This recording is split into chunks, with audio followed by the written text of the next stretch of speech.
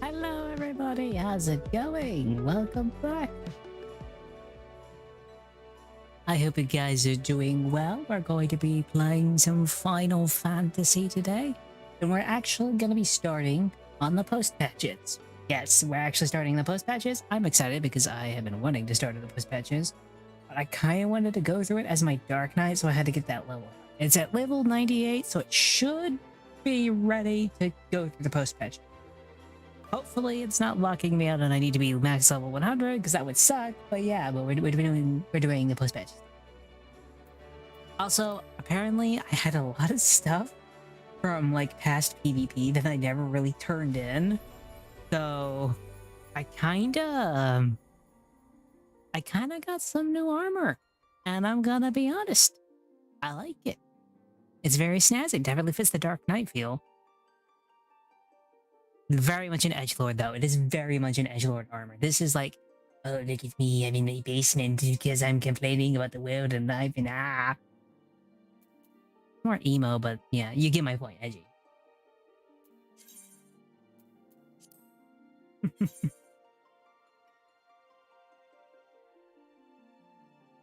Get me in, damn it.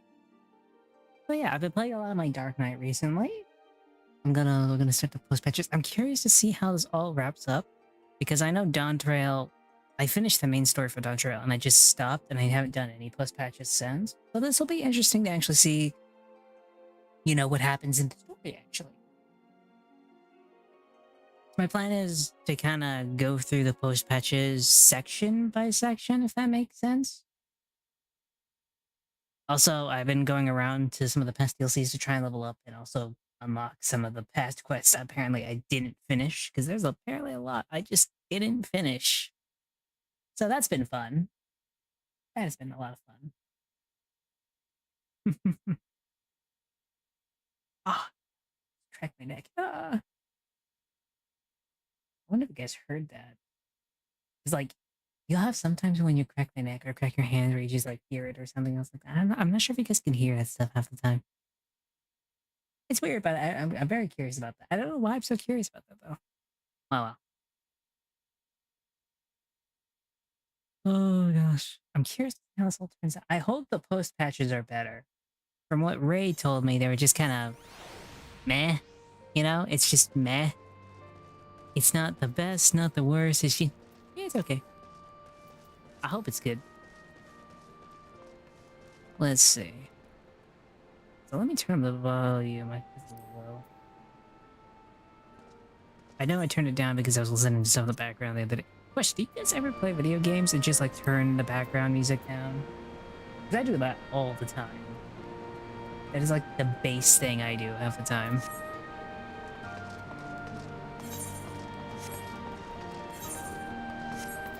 You should...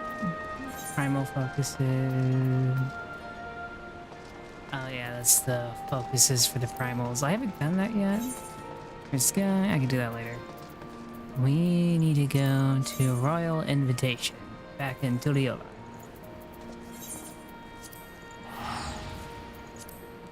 I wish I had a better Dark Knight sword. Because that's like the base Dark Knight sword, but it's good.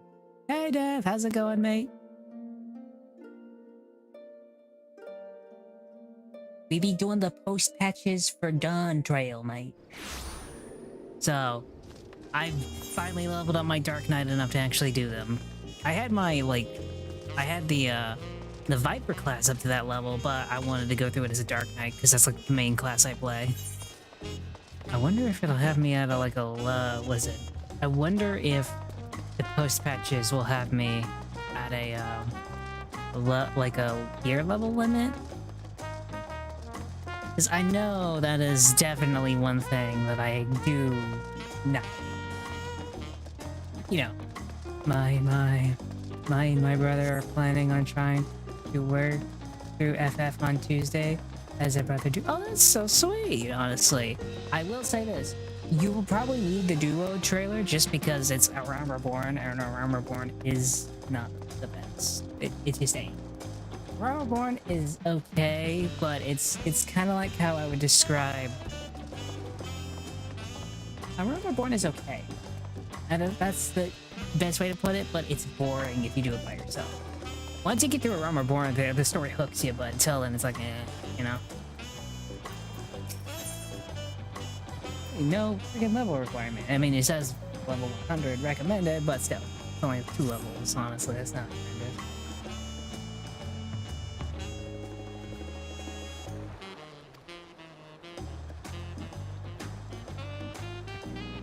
Wonderful. As busy as you have been, with the rise in succession among other things, you deserve an opportunity to experience Hurl at its more leisurely pace. Samplings of tacos at served in Exabal is one such way to do so. They're made traditional way, laden with filling, and absolutely stumbling. If you have an empty stomach, or the owner, Buck Grove, will look after you. I'm butchering these names, chat. I am dyslexic, so I'm going to butcher half of these names. I'm just saying.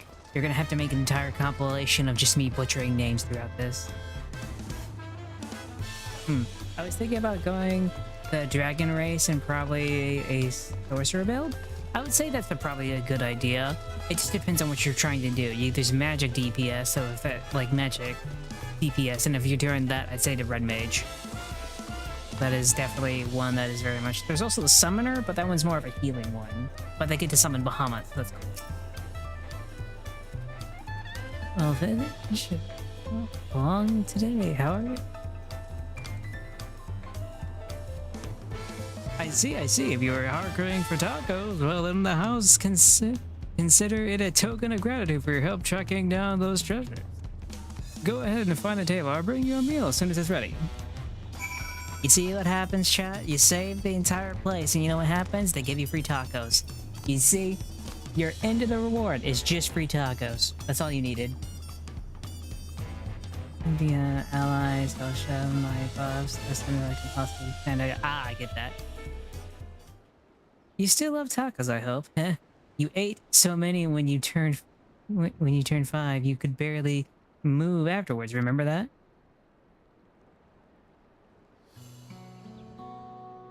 I tend to be. No, not really. That was 30 years ago for me.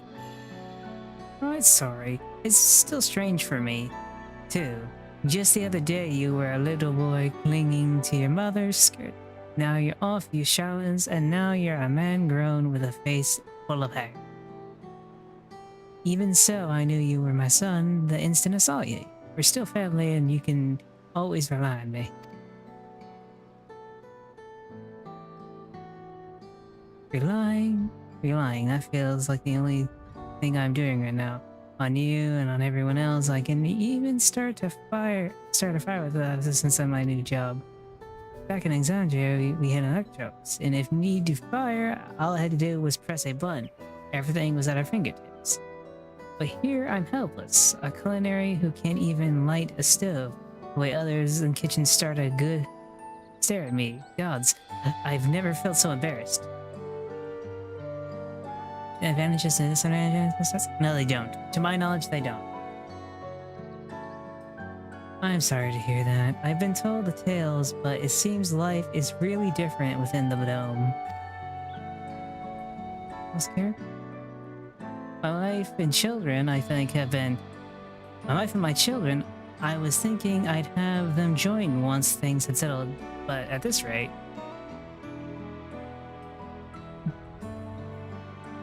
I say send for them. If they're your family, then they're mine too. I'll do whatever is necessary to make it work. That's so sweet. That's a good dad there. That is good dad energy. Okay, here's what come on. Oh my god. I didn't mean to overhear it, but it seems you're having trouble readjusting life in Trilio. Val, come on. To aid folks like yourself, we've established a support group at the wing of the Reflection. There you can learn skills you need to live outside the dome. Why is your guy a Dark Souls character? Because cool. Isn't it easy being back? I know, but I'm hopeful that you can make things easier. That's exactly what I need. I'll definitely seek this group out and I'll bring my family with me. Thank you.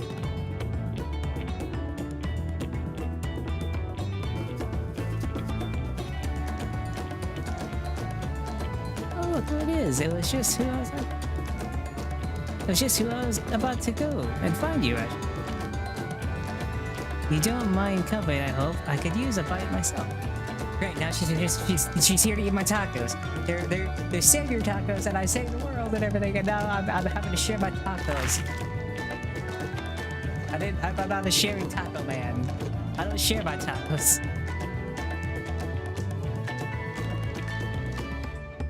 Those tacos here never disappoint. You ate my tacos. I'm not happy. So what have you been up to lately? Well, I did a bunch of raids. I've killed a few days. I killed a guy at the dome who is apparently the president, and then I also went back to Final Fantasy XI, so that was a thing. Exploring to roll and many recover some stolen artifacts. I've been naming myself Arcadian. Oh, the Arcadian's definitely a thing.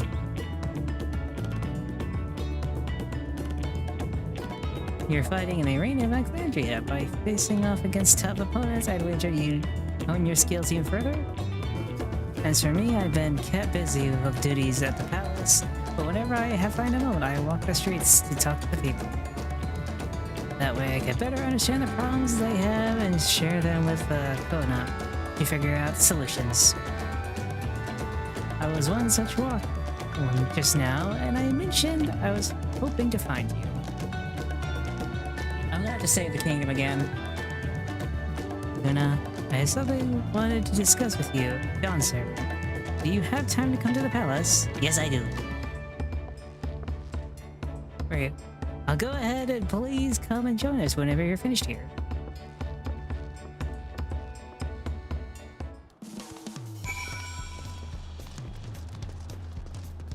Also, I had the little mummy guy. I love this little pet. This guy is so cute. I don't know why I love him so much, but the little mummy guy is just the best. He's like, wait for me. Wait for me. He's the best. I love this little guy. And also, Ghost, the reason I have, the reason I look like a Dark Souls character is because apparently this is a PvP gear that I didn't know I had enough for. So I was like, fuck it, I have it. That's generally why.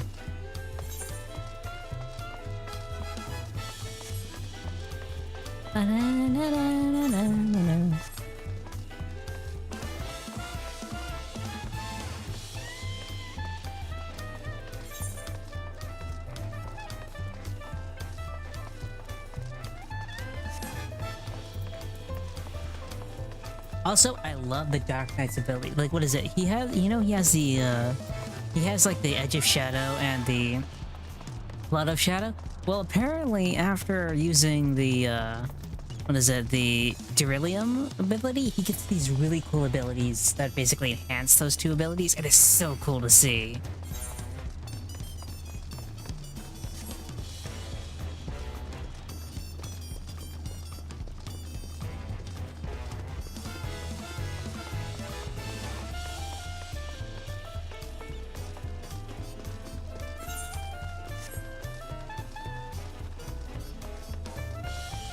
I hate cloudy days at Turo.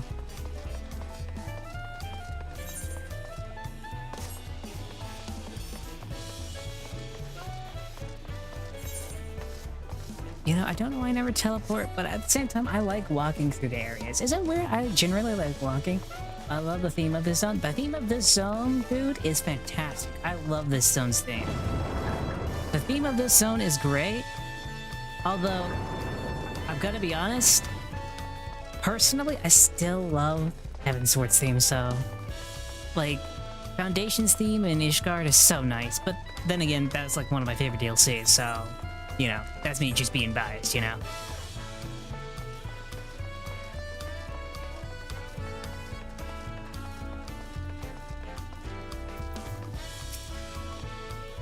Master has yours. It's always an honor. Valkona has stepped away to attend to some pressing matter, but should join you within here for, you know, fair long. You know, let's enter. Let's see what's up. What's the kitty cat got for us today?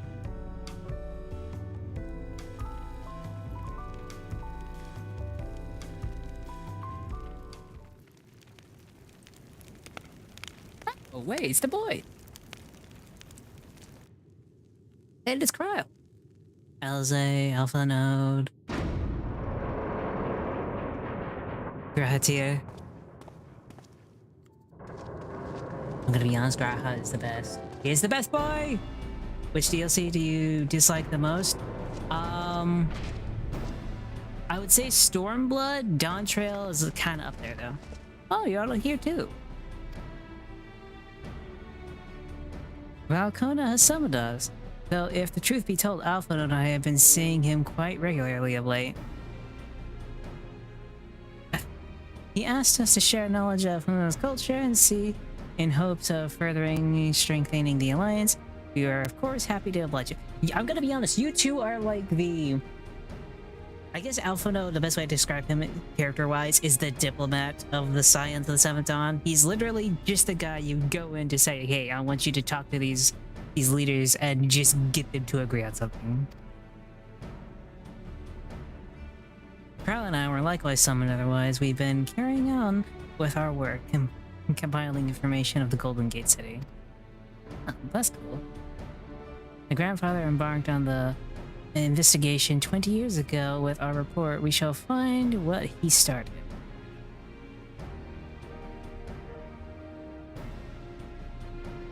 I've been just killing things. Lest you wonder, Thancred and Uranje have left to resume their tours of Tural. Nishalmila is back in the research cross. Rift travel. She was there. She was here just a few days ago to get Kona's permission to investigate living memory. By the way, mentioning wanting to take a look at the key in your keeping at some...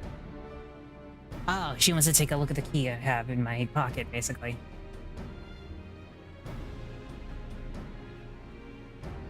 If the look she had in her eye was any intention, I suggest brace yourself for when she comes calling. You're likely to be stuck with her for a while. Great. Well, you know what? I'm not complaining. You show us a great company. He is great company. Company? No doubt. Great company. Pack Girl Crump. Okay, let's be honest. Pack Girl Company is something to... It's to treasure. Plus, she's also a scientist. Plus the voice. I'm not simping. I'm not doing it. I'm not doing it. We good. You know, we good.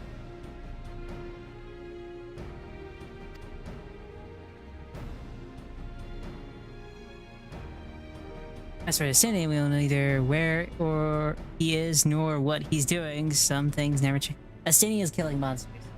Destiny hunts. This man is a hunter. This man is probably killing up monsters and feeding people at this point.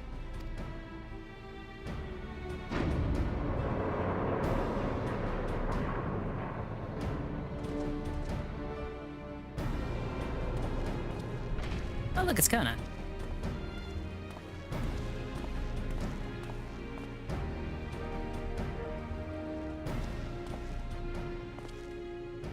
My apologies for the delay. It's nothing of it. We took advantage of the time to catch up. So what can we do for you? Hopefully the present company is enough for whatever it is needed.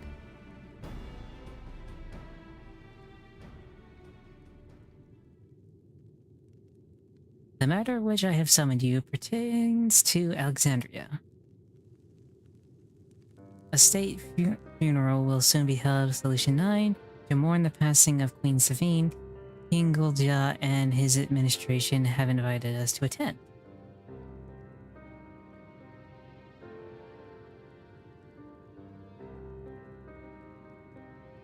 While certain issues remain unsolved between our nations, such is the treatment of Yushana, I see no reason to not to attend. For generations, Alexandrians lived without even the awareness of death. I wouldn't have expected them to have a funeral right still. That's a fair point.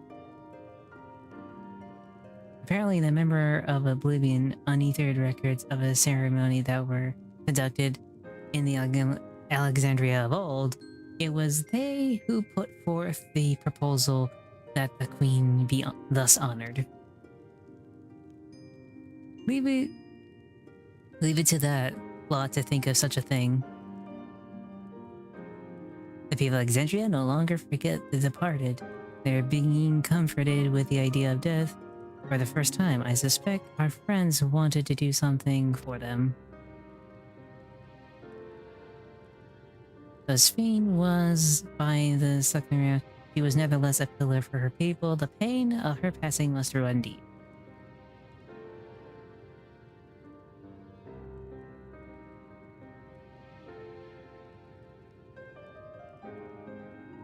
Indeed, a funeral will give Alexandrian the chance to come together to express their grief, that they might overcome it.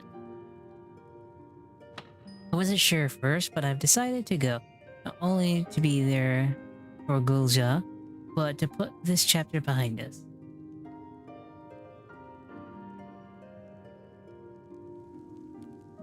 That I require your presence was none other than to see if you wish to attend the funeral.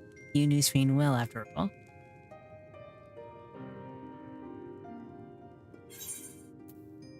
The things I wonder.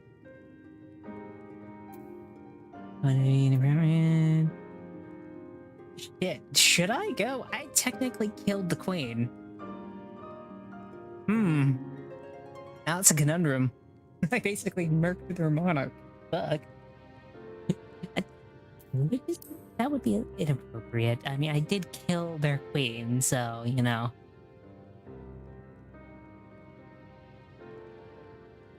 Because the role in her demise, I take it. But we had no choice. We had to stop her from killing countless innocents. It's not that I disagree, but let's be honest, you going there kinda makes it bad. I'm just saying. I won't force you to attend the funeral if it makes you feel uncomfortable, but while I was in an office capacity, I like you to like it if you could be there to watch over everything. Oh great, at least I'm there as a bodyguard. You know what? I have a reason now.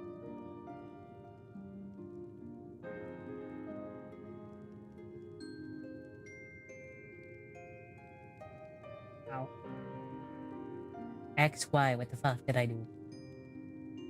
I feel the rest of you should go too, regardless of reason. The fact remains the deprived Alexandria of a beloved. It's only right that we remember who Sabine was to her people, to others, so let it stand with you. Okay. Question. Why am I allowed even there considering I technically killed their monarch? And then go and be a champion in their arena. And then I go to Final Fantasy 11. So many stuff I must have.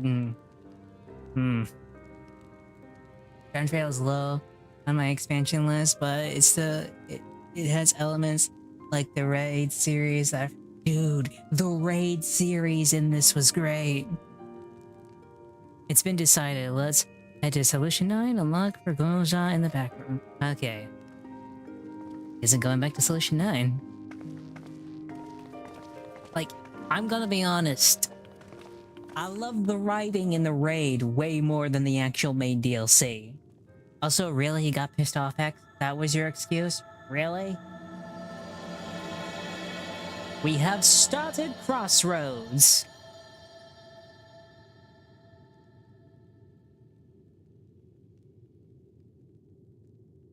Yay! It's not even an excuse. Okay, yeah, you're great. Thanks, mate. Thanks. You're the best. But yeah, no. I'm gonna be honest. If I had to put Dawntrail as a story, it depends on how I put it, if that makes sense. For me, I would say Aromaborn is always gonna be at the bottom, just because it's one of the. It's okay, but the intro is just horrendous, you know? Like, the post patches turn that to be probably the lowest on my tier list, you know? Like, I get why they did it, but it's still the lowest. I'd say after that would be... I don't know where to rate it, because the problem is this. I want to put it either before or after Stormblood, but that all depends on how the post patches go. Because the problem is with me is I love Stormblood because not because the story was great, but because the combat was fantastic. But near the end of the post patches, my gosh, Stormblood goes up so much. Like the moment Stormblood starts leading into, fucking Shadowbringers, my gosh, does the post patches get so good. It's so amazing after that. So my thing is this: the post patches in Dawntrail have to meet my expectation. If they don't, I'm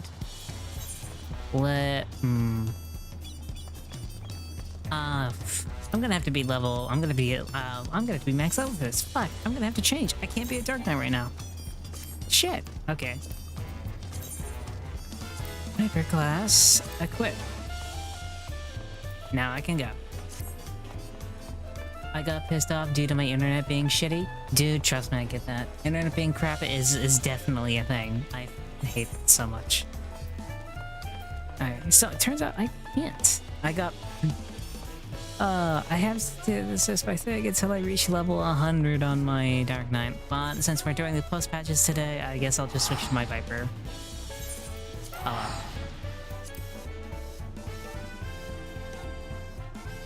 Like that. I think the raid series is generally one of the best. Like the tournament arc of the raid series is fantastic. I would say, due to the tournament arc and everything else like that, I generally found Dawntrail probably better than Stormblood, but that's not saying much when you compare it to Stormblood, you know? I'd say it's Dawntrail is just Stormblood 2.0. And I hope the reason it's Stormblood 2.0 is because they're working on everything for the next expansion, and like they're really working on it. That's my only hope, is like this. It's the reason this is like a Stormblood 2.0 is because they're heavily working on the next one. That's my hope.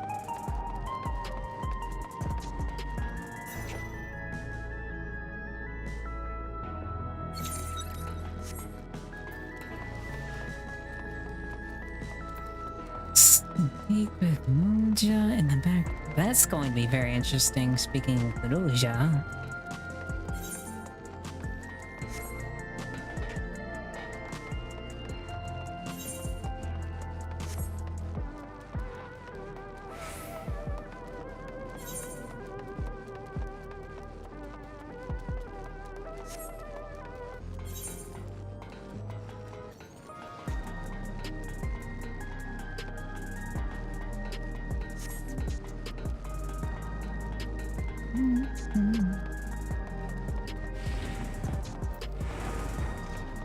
Norman.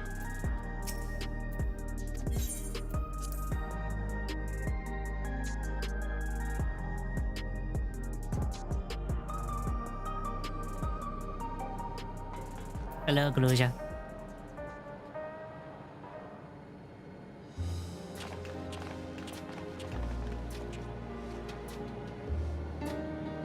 Ah, you came for the funeral. Of course, the only official will take part, though. Otherwise, we'd watch over the proceedings. Now, how have you been? It's been a while since the last visit. I'm good. Shay is always teaching me new things. Recently, I learned the Everkeep system and the mechanical soldiers. It's knowledge I need to use for my authority properly. Studies as always? I see. By the way, by way of a treat, I brought you a chocolate. It's kind of like a cake. I think you'll like it. Thank you, Lodi. And thank you for coming. I've never been to a funeral before, so I feel less nervous having you here. Out of curiosity, what's the custom in Alexandria, in other words? In our world, it's commonly a loft of flowers for the departed. It's much the same here, according to the records. Flowers will be distributed to all the attendees. Please tell me I'm not doing fetch quests for flowers. Please tell me I'm not doing fetch quests for flowers. During the words used once, the practice offering flowers may share the same ancient origins. Fascinating, wouldn't you say?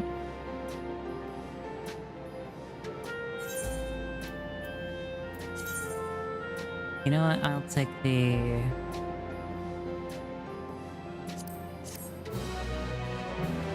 I'll take that.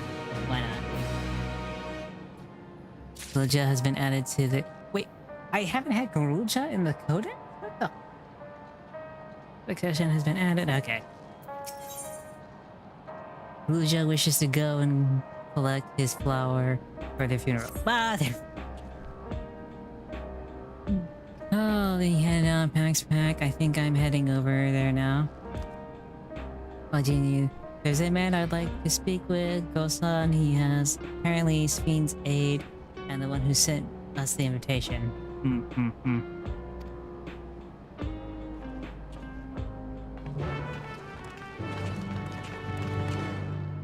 Her assistant just now makes an appearance and we're just...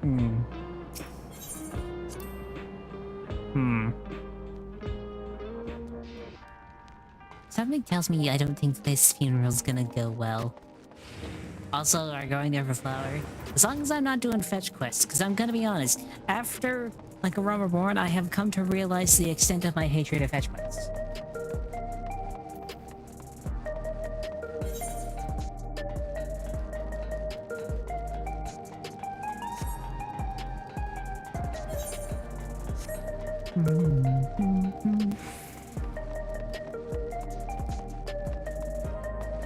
Right, alright.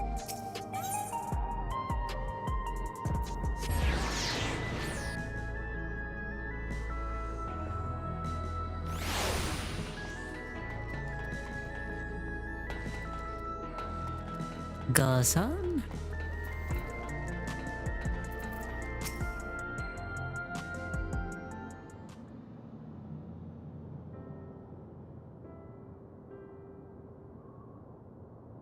Why, I'm Val Clement of Dawntrail. Thank you for extending the invitation to the Queen's Fiend's funeral. We are honored, truly. I had seen you before from a distance, but never had the pleasure. I am Gosun, from a chief aide to the Queen. Since her passing, I have been responsible for the administrating affairs of the state. Can we get our flowers here? Yes, Your Majesty. The flowers are being handed out at the corner yonder, alongside the regulators. What? You need to wear regulators for the funeral? Rest assured they are not a requirement. We're aware your people do not use them. You see, people in Alexandria of old war tokens mooring upon their persons, they attending funeral. Such tokens were black. It was suggested that we were regulators painted the same color. Ah. You've yet to proceed enough to everyone, but we're distributing them as well as we are. I see. Yet regulator or no, it's impossible. Important things is that we remember Queen's Fiend, remember her and her kindness as you make an offering of your flower. I will. The proceeding will soon begin in the plaza. Please take your place once you have a flower. I find this...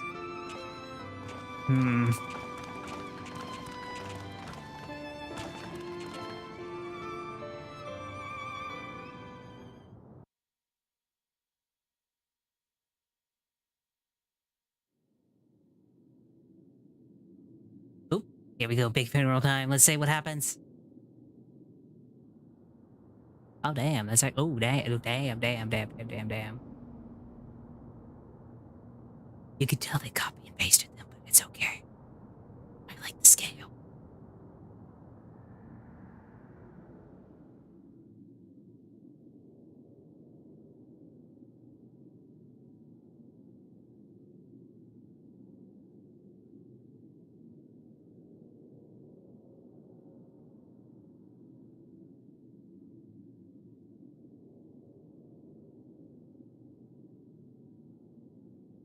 And we're off to the side. You know what? That's probably a good idea.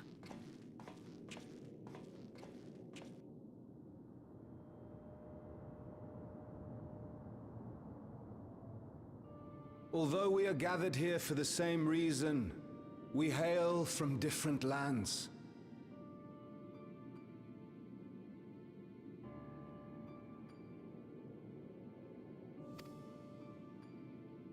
Some were born and raised in the Alexandria of old, while others came to us from Tuliolal. It was from this union of diverse peoples that a new Alexandria was born. The only home that our younger generation knows. How did we overcome the barriers between us? What moved us to join hands in common purpose beneath crackling skies? You know the answer. We survived. We thrived because Queen's Fiend brought us together.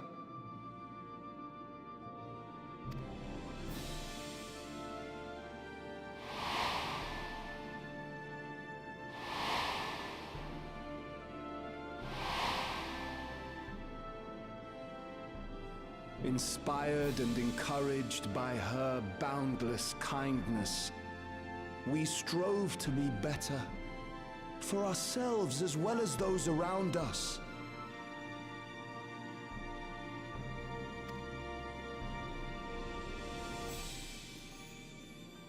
And in Her Majesty's absence, there is a sadness beyond words. Yet we will remember her. Remember all the good that she has done for us. So let us pray, as the people of the Old Kingdom once did, for the peaceful repose of the departed. And let us keep our beloved Queen forever in our hearts, that her memory might guide us unto the morrow.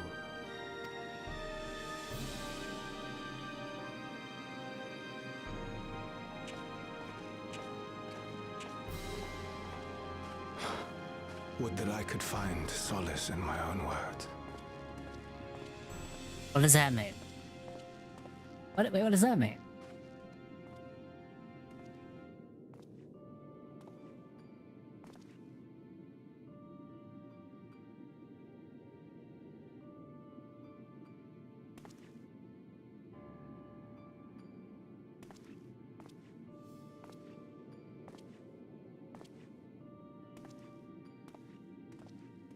I think could overflow flowers really quickly. There's so many people though. You choose. I'm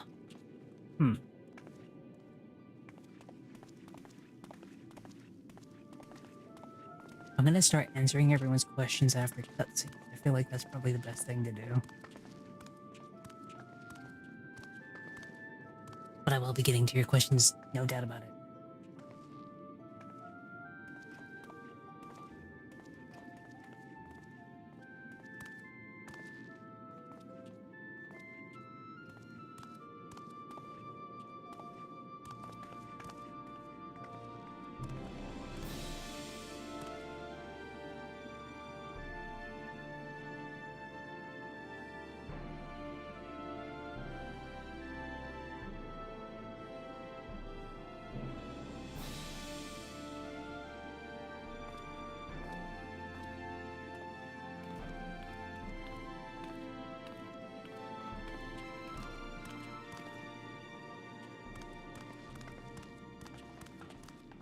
Was Queen Sphene taken to the cloud?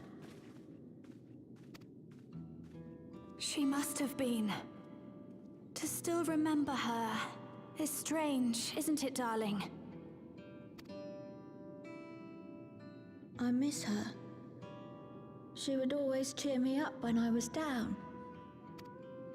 But even though I remember her, I'll never see her again. That doesn't make sense.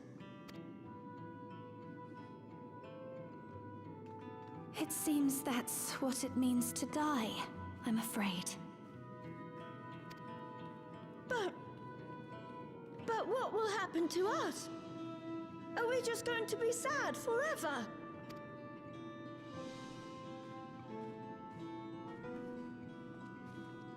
What will happen indeed?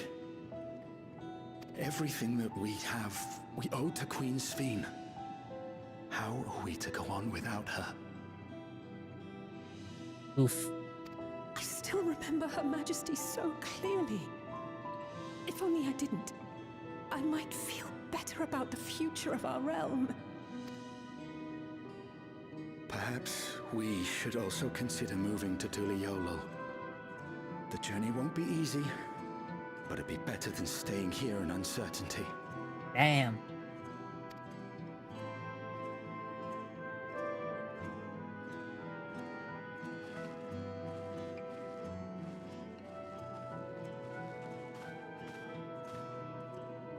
That is rough. It is very In rough. times like these, I take comfort in the beliefs of a Turali people called the Yokui. To them, death isn't the end. So long as we're remembered, we never truly die. It could be the same for Queen Sphene, you know? If you keep her alive in your hearts, she'll always be with you.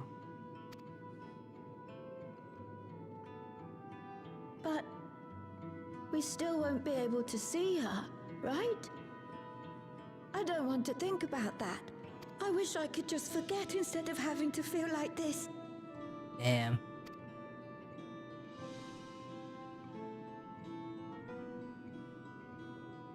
I'm sorry.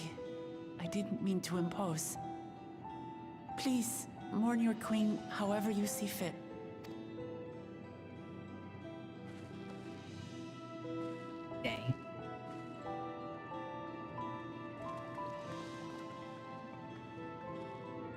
As expected, they struggle to come to terms with their loss. I hope they can find a way to move forward. It's not only grief that weighs on them, but worry for the future. Bereft of their queen, how will they proceed? True. But with that at least, we're not powerless to help.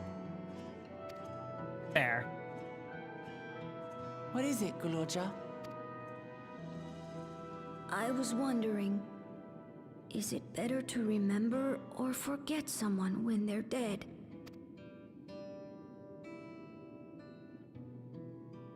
I remember my father, and every time I think of him, it hurts. It's the same with Queen Sphene. Knowing that she's gone makes me feel sad. But it's different with my mother. I never knew her, so I don't feel as bad. I want to remember my father, but maybe I'd be better off forgetting him. Guloja. Why don't we continue this somewhere else? Probably a good idea.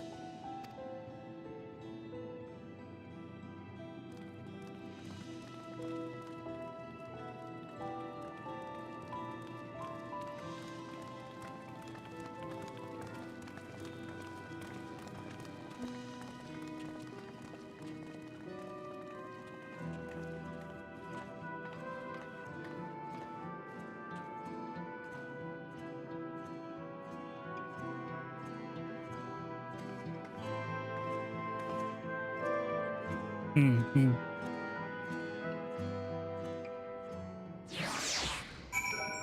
Okay, sweet.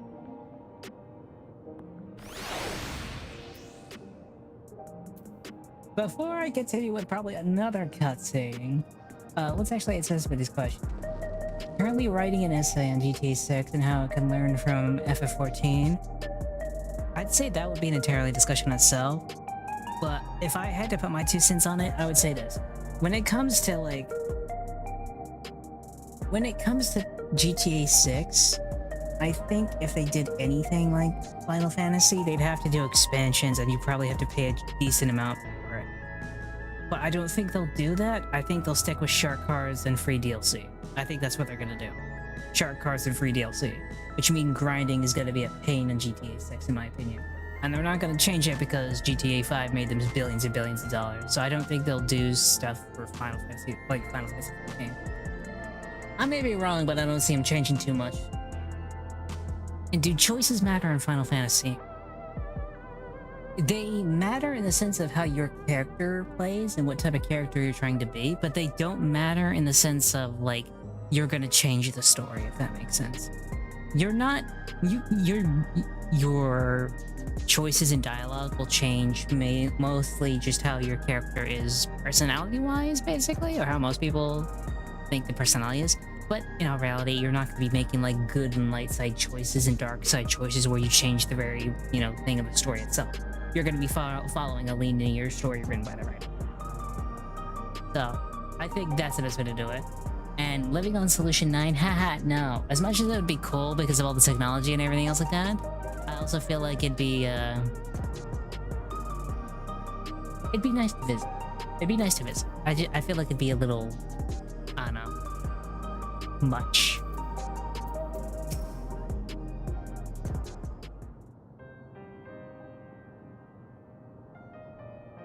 Hey Gluja, do you really know nothing about your mother?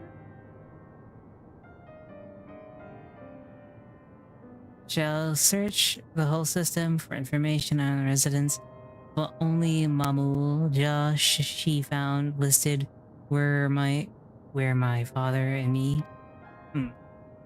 Even if she died and it was erased from people's memories, she should have been there, but she wasn't. That you're here means she was here too, inside the dome. They can't be in any other way about it. That's fair. Perhaps we should go look again.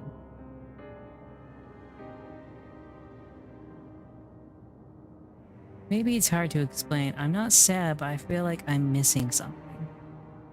So even if I make me feel sad, I want to know my mother. I see. Well, if that's what you want.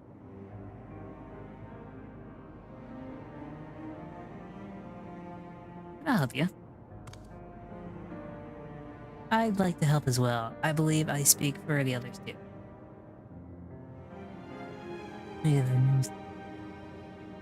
But I can't bother you with this. You already came for the funeral.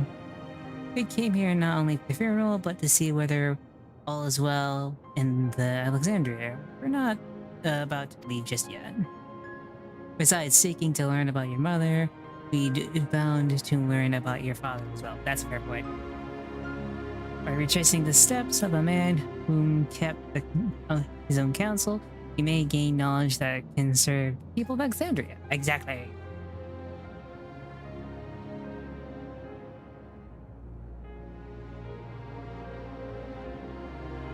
Alright, thank you everyone. Quest complete. I think one thing GTA could learn from FF14 is giving random rewards to heist content like you get from FF raids. Like if you do Doomsday heist and all, you get money, but it payout is much less than the better options like Cayo Perico. Giving rewards to various content can give players a reason to do others besides just these GTA bucks. I mean, fair. I don't know. I feel like to them, if I was like in their shoes, they'd probably see it as, why mess with anything money-wise? We don't want to mess with anything. This is literally our printer. It prints us money, you know? They're gonna be very hesitant to really change anything, honestly. I will hydrate. Ow, fuck. Okay, I'll hydrate. But yeah, I feel like they're gonna be very hesitant to change anything on GTA. At least the online portion and their monetization scheme. They probably won't change much else. I feel like they're gonna try, maybe change things when the game comes out and it gets feedback, but they probably won't kick the horse if that's too much. And I picked. Damn it. Okay. Assuming neither memories nor records of Felicia's mother remain, we must cast as wide net as possible. I suggest splitting into groups. Ajay, if you can make inquiries outside the outskirts, and the rest will do the same in Solution 9.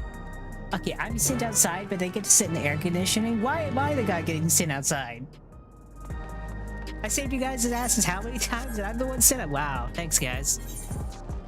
Truly, I am the hero, sent to do the dirty work outside with literal rain and lightning and everything else like that. And next thing you know, they're just sitting in Solution 9, probably drinking tea, having cotton candy as they go around asking people what the fuck is going. Shame on them. Shame on them.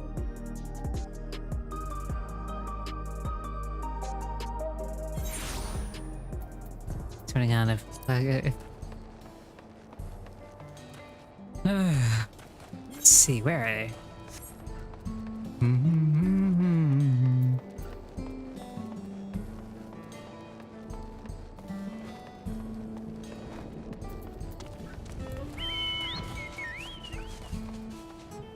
Where are they? Various content gives players a reason to do GT. I kind of agree, but I feel like it's one of those things when GTA is like, you don't want to kick the horse. Basically, you don't want to shake it up too much. You still want to keep it GTA 5-esque so you can capture the same audience. Oh, you're looking for a memorial woman? Oh, Golja's mother. I can't help you there, I'm afraid. I only know little of Zerolja and the only what my father told me. He said that before the dome cut us off from the outside world, a Turolver appeared and was terrorized the region. In response, Zerolja assembled a party of warriors and with them confronted and felled the beasts. It was interesting to hear of the king's feat in the exchange fresh specimens. Okay, that's one.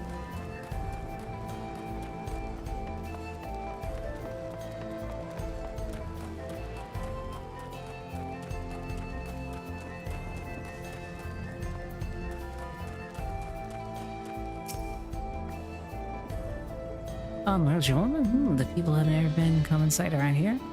By the last time I saw one would have been before the dome came down over our heads.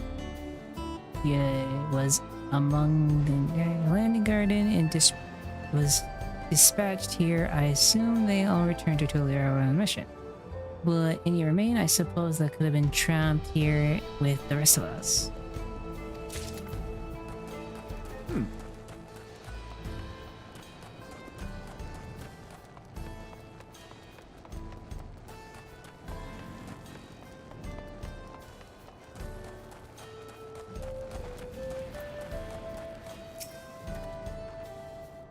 Sorry, but I've heard Merulja women living in the past, much less one connected to Zerulja. You might have better luck talking to the people over in Tuanta settlement to the north of Everkeep, in a place called Yowata. My resilient son won their loyalty, and when she saved them from some crisis or another, or so the story goes. If I remember correctly, their chief's name was Kinoka. She was taught about Zerulja's. Okay. And I have to go back to Solution 9, son of a bitch. Okay.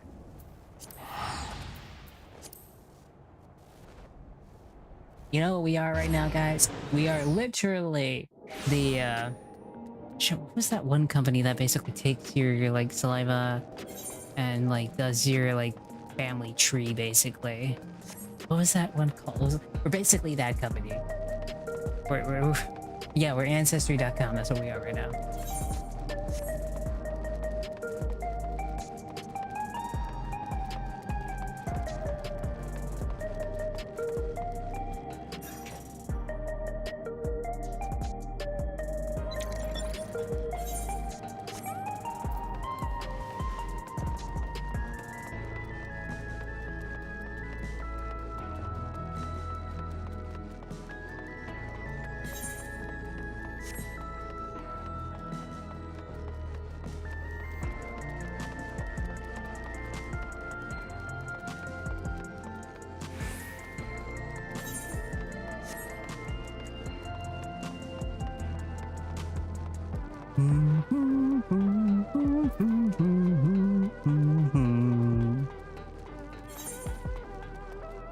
Oh yeah, go to the back room.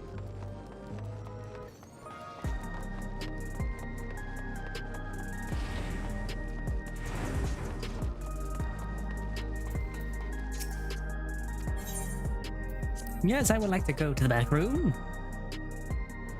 Send me to the back rooms. Vilja has told me he previously tried to track down the records of his mother, but came up empty-handed. With everyone's help, hopefully we can get somewhere this time. Hand over the notes. Oh, so you spoke with a few different people as well? Let's combine all the findings and see what conclusions we might draw.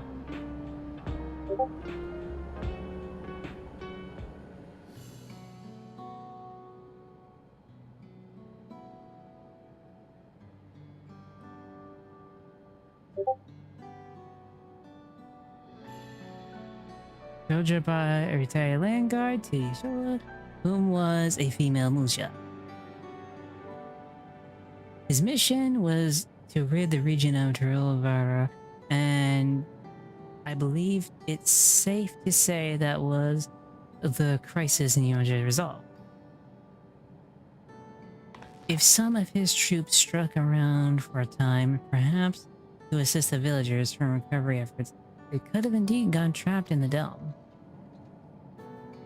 We also heard stories about settlement Zerulja people lived there until nearly a decade ago. Zerulja made regular visits. And if he requires secrecy, a location home of his loyal follower would be ideal. And if the Merulja woman had remained there, that would have been an occasion to come into contact. Fair. I see, but could Zerulja have been doing in that village? Probably her.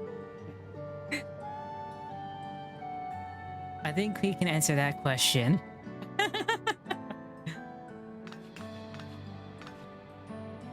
Another betrays Zerol just dead. Raha and I spoke with the researchers who worked at Zerol, and he said that approximately 20 years ago, a number of colleagues were transferred to the research facility outside Everkeep per the King's decree. At first, I've heard of such facility. Only Werner was believed to have been under the King's restriction. Was apparently being used to develop a new kind of weapon, but I'm afraid that was all I could learn. It's plenty to go on. Even if your work was classified, any materials and equipment needed have been manufactured within it. If so, we're looking into transporting records.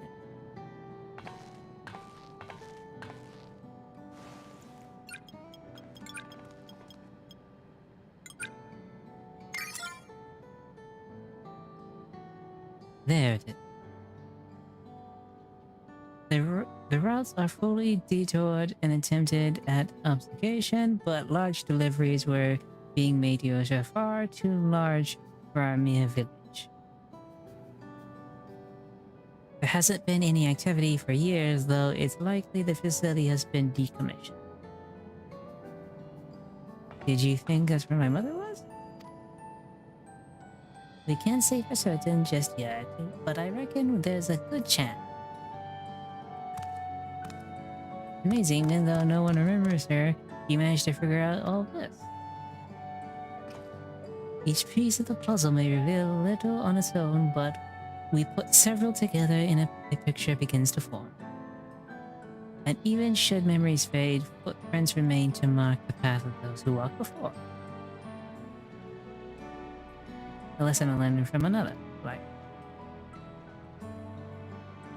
So we'll be visiting secret facility in Israel then. And this time I want you to come along, Groot. I feel like it might, well, I mean, I get why, but at the same time I feel like it might be kind of dangerous.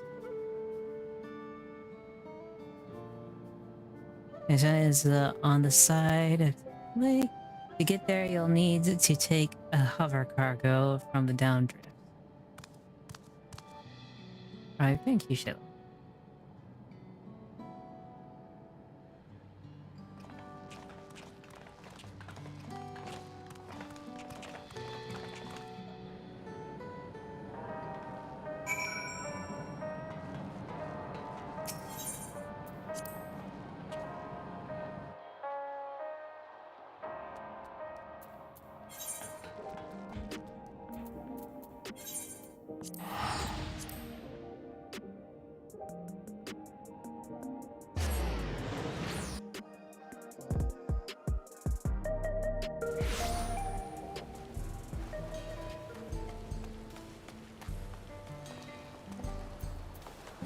Let's see.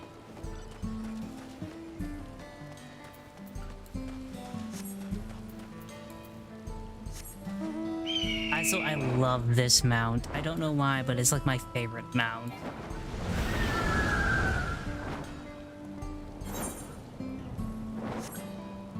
And yes, I just became the Phoenix, because yes, funsies.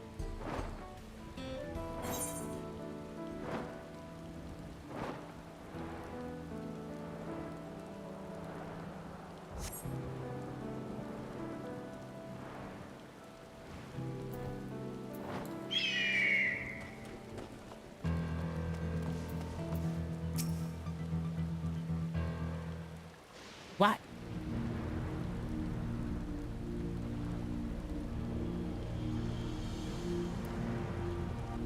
I hope you know you just turned. Look, give me a second.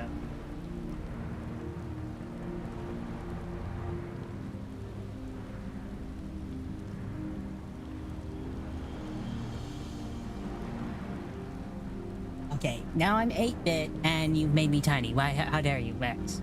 How dare you? You made me smaller. He's still inside the dome, so ow! What? I'm still inside the dome, so I don't expect to be too different from here.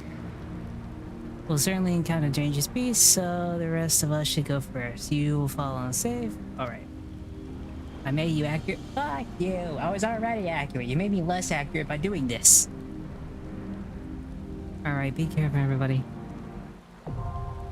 Let's go! It's time for an actual duty. Okay.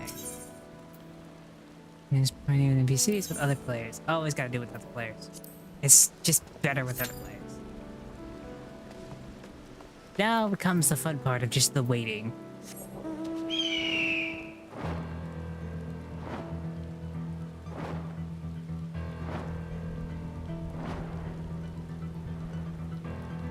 Says the one with the hide. Fuck yourself, you piece of shit. I will say this though, I love the lands. Like, if I had to give Dawntrail anything, the lands that they had, like the world they have for Dawntrail is definitely one of the best. I have to admit that it is fantastic. Like from Duliolar and all the the waterfalls and the cowboyish area to Alexandria and its fucking like lightning-ish, like, you know, techno shit is really nice. Like, if I had to give them anything, Destroy was proud, but man, do I love the freaking like worlds they have. That's why it reminds me so much of Stormblood. Stormblood's lands were awesome.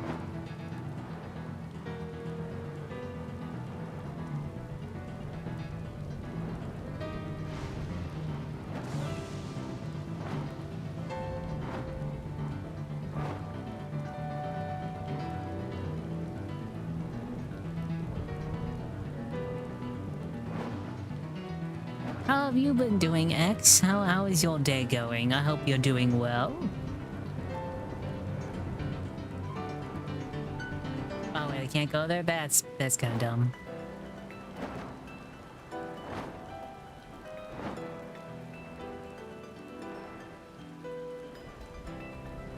I'm curious, how close can I get to that? I'm curious now. I wonder how close I can get.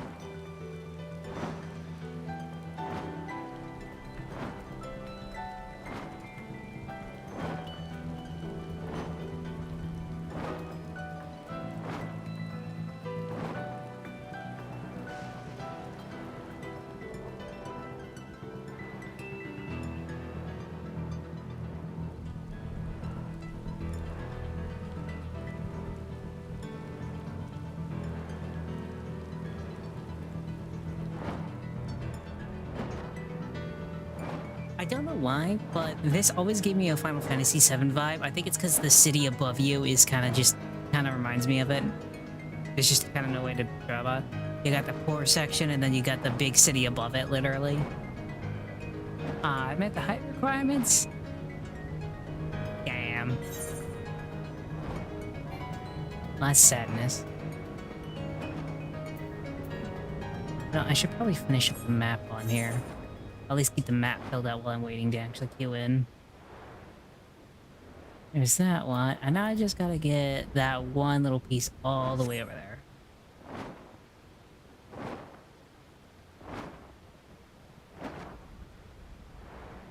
My gosh.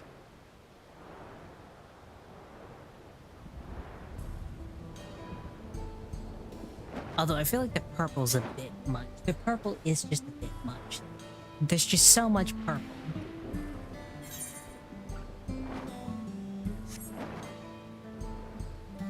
Plus the constant rain is a little depressing too.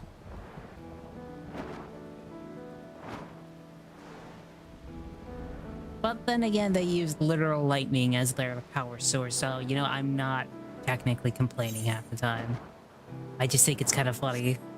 Constant rain. I think that's why I kind of like the beach vibes that Tuliolar gives. I like the beach vibes.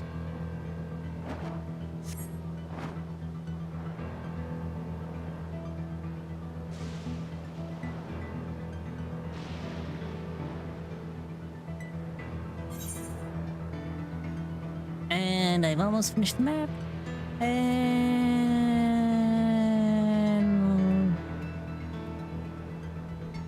let's go, map finished. Mapping the realm. Sweet. You know, I might just start. I wonder if I could just go around killing enemies until I level up. I might switch to my Dark Knight if I can. At least while I'm waiting.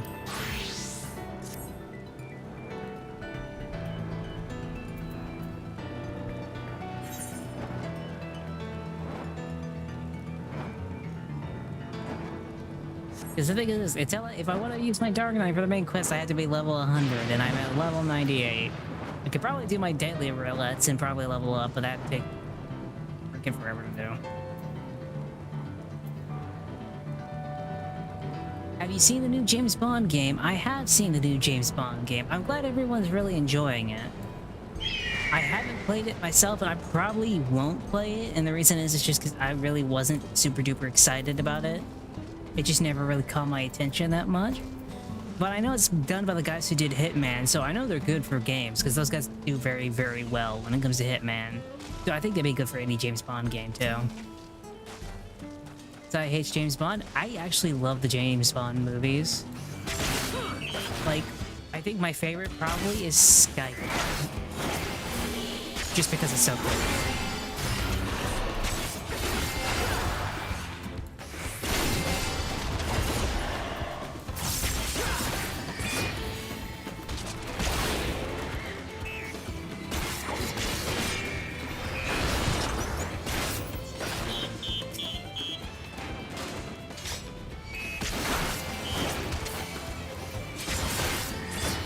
Like, I love Skyfall, I love GoldenEye, let's see, which other's in there?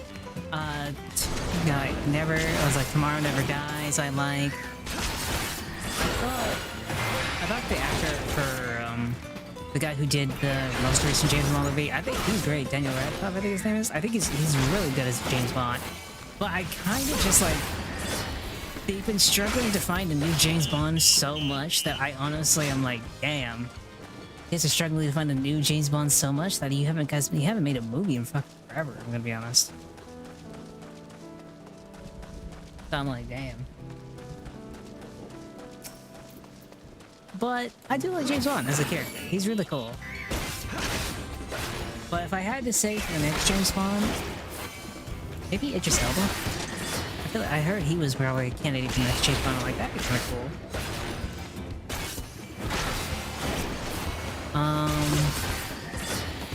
I think if he would actually be a good James Bond. I don't really know any good ones right now.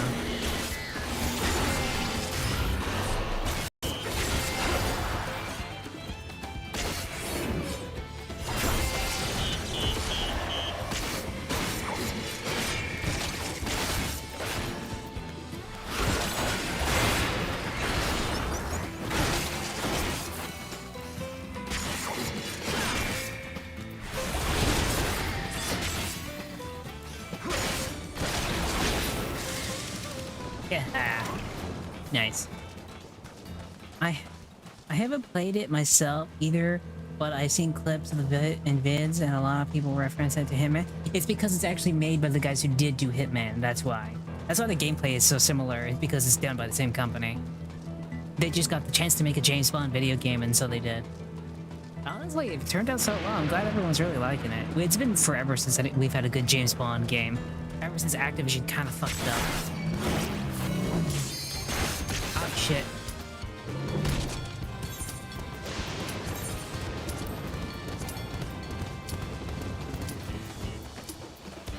Let me out, wait, no, fuck! I know not in combat, fuck, give me a second. I'm gonna fuck this up for everybody, I'm gonna fuck this up for everybody.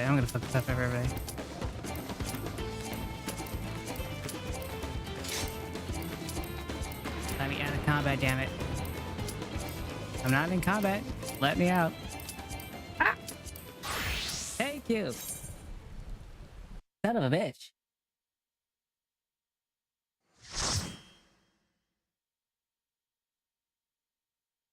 Just wait until somebody, like, says Netflix wants the piece of... I'm gonna be honest, I feel like Netflix won't buy it. Or they might not even need to, considering I think they own... Don't they own Warner Brothers now? Or was it someone else? Or was it Paramount that owns Warner Brothers? I know someone bought Warner Brothers, I just don't remember who. But, I don't know. Hey, hey, how's it going? It's going good. We're doing the first, like, post-patch dungeon.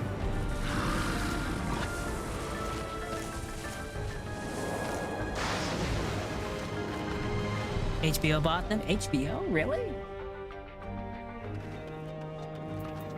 I could have sourced Paramount.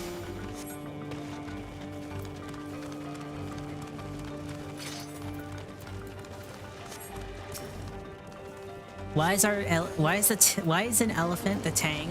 Why is this thing?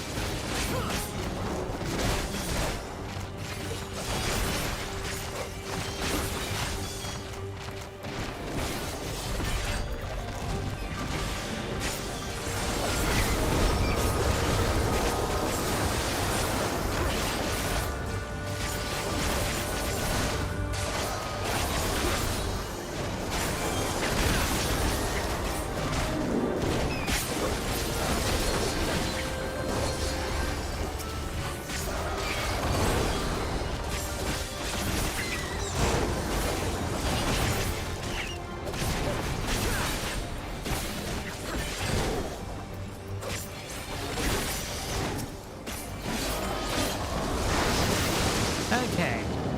Got through that point. Oh, that's interesting. HBO bought them. I did not think they would. But yeah, I'm enjoying the post-patches so far, but it's kind of fetch questy just a little bit.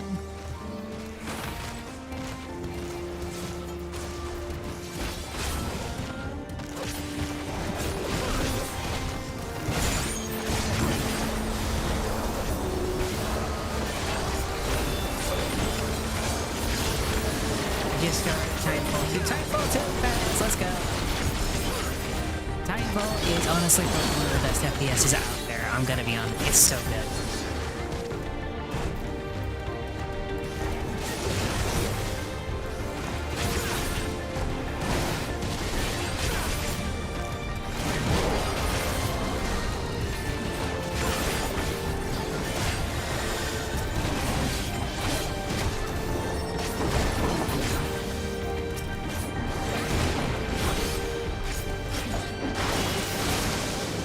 Wait.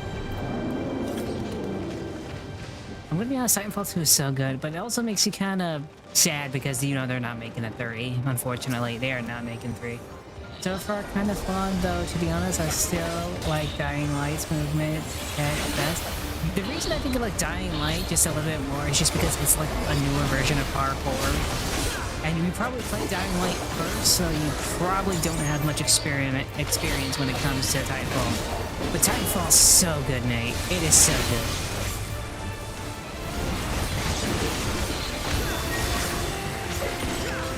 I've also been seeing the Lego Batman game. That one I have been playing a lot, actually.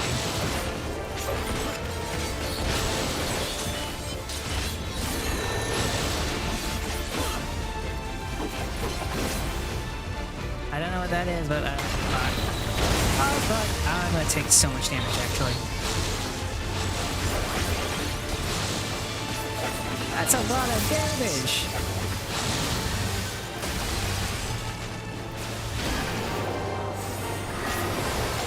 Now time to heal as I do damage. Wait, which dev was Dying Light? I don't remember the dev of Dying Light actually. I really don't. Lego Batman games is like comedy and Batman Arkham City. Oh shit! Break it! Break the crystal! Why are you only breaking the crystal? Break the crystal! Thank you.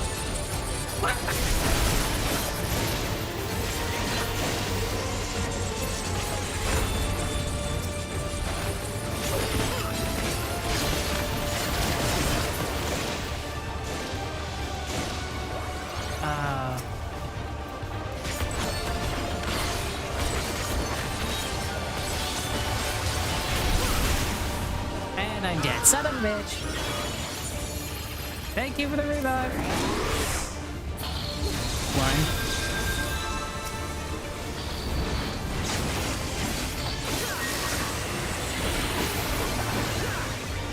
Oh, thank you so much for healing.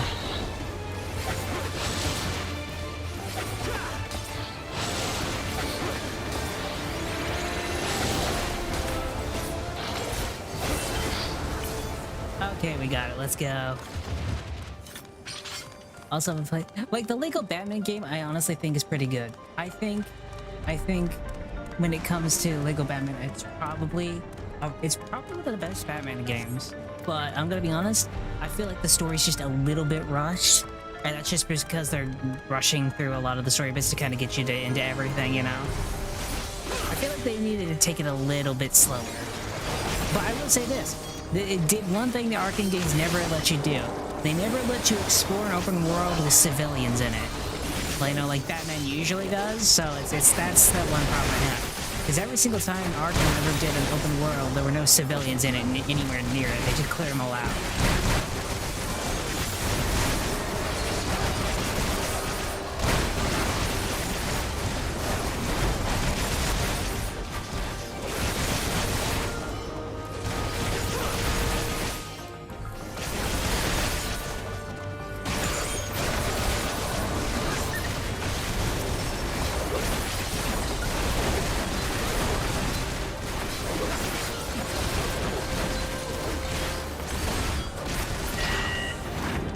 Winning. In one, it just felt easier to manage and use. I guess that's fair. Yeah, the best one too, and the best kind, man. I understand they wanted you to feel more like a monster in the beast. But the parkour sucks. Really? Damn.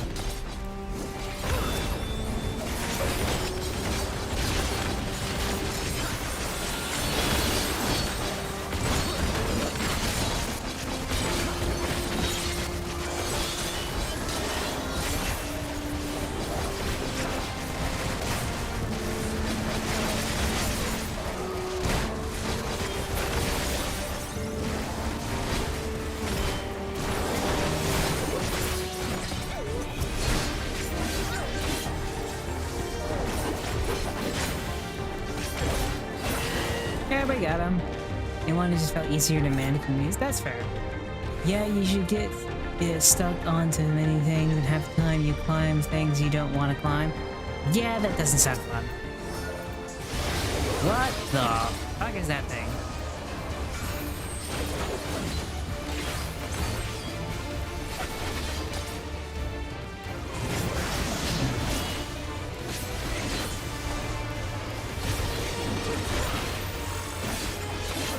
Overseer, what the shit is this?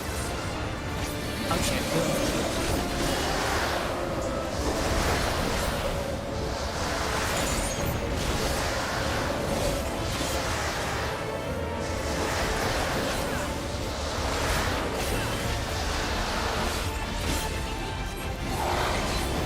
Yes, yeah, I haven't caught insect.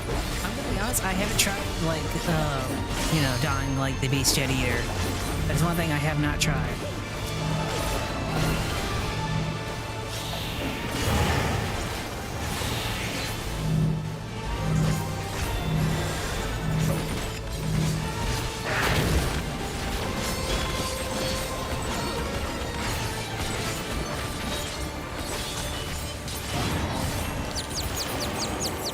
Oh great, now our movement is fucked. Nope, fuck, wrong way. Oh fuck, come on! Oh, I'm so fucking dead. Come on, damn it. And I'm dead, so, bitch. Dang it. Thank you for the revive. Some do cheaty things for leveling. Really? That's a little sucky. Now I love the ability that the Viper gets where he literally just does more damage, and the more damage he does, the more he heals. It's so nice.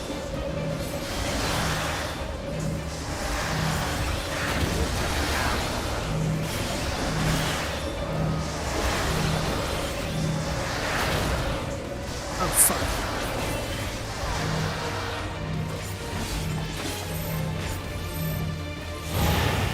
Oh shit, our healer might die. Please don't die, healer. Oh, fuck. Oh, the damage is down.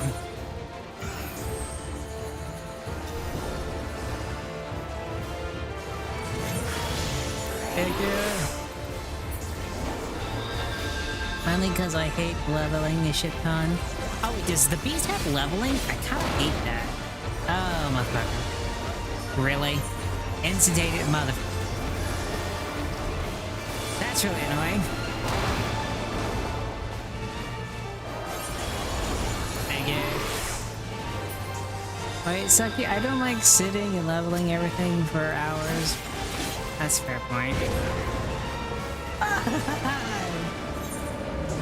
A little more Unga Bunga? Yeah, I know a little more Unga Bunga. I'm currently dead from the Unga Bunga chat. So if you're saying this, it's just the in-game chat. I'm like, why a little more Unga Bunga? Thank you, please heal me.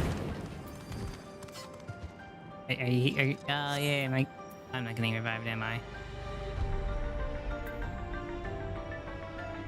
Yeah, because I'm respawning. Shortcut.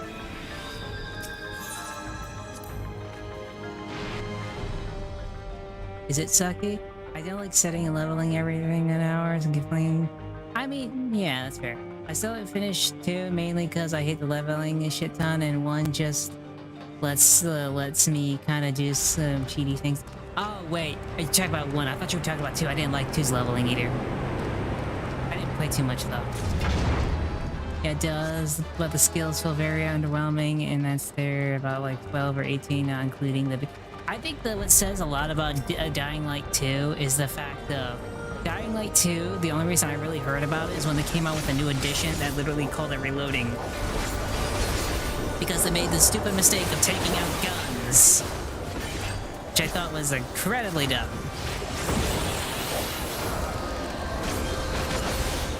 Like, why the fuck would you take guns out of the equation?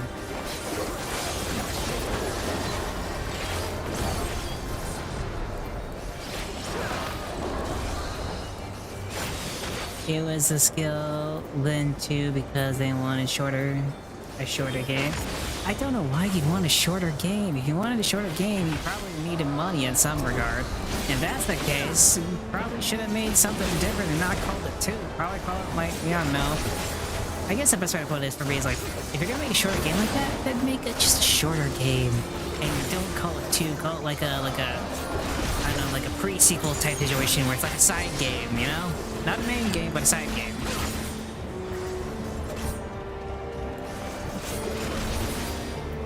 Oh shit.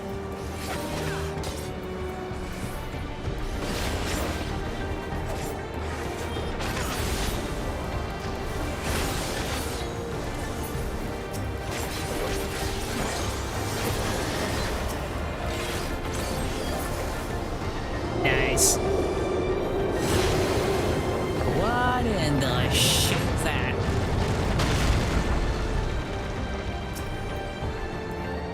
Something tells me that's the boss fight.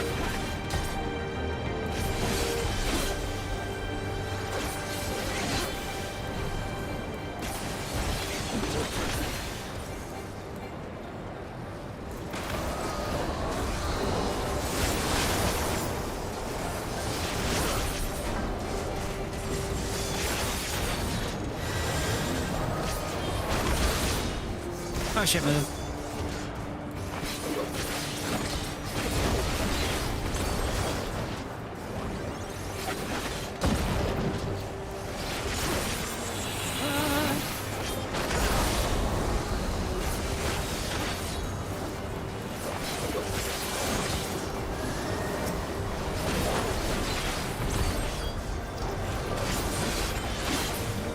Oh shit, run away, run away, run away!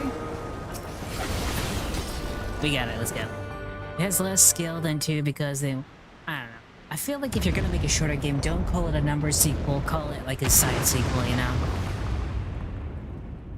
That's my view on it. What the...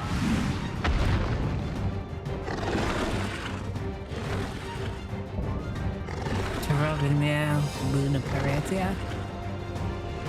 What's with the fucking rabbit?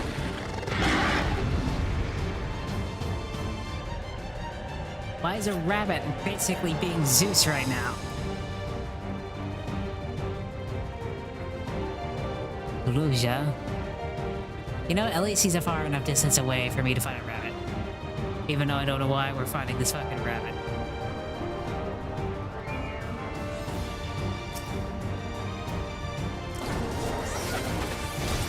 didn't get the Easter gift he wanted. You know what? That's probably what it was. This is the Easter Bunny. Come to sack. He's come to wreak his vengeance because I didn't get him the Easter Bunny thing he wanted. I don't know why I have to get the Easter Bunny something, but apparently I had to. Trying D1 on Xbox. What?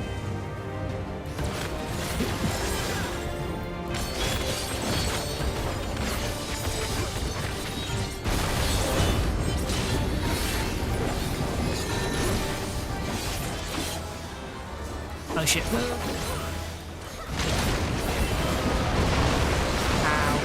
Ow. Ow. Heal myself. That was painful as shit.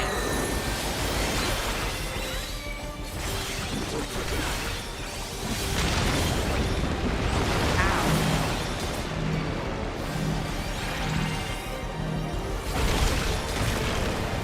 I just love the parkour aspect that allows you to move around the fight. Oh, come on! This rabbit's a piece of shit and I hate it, and I'm down. Fuck you, rabbit!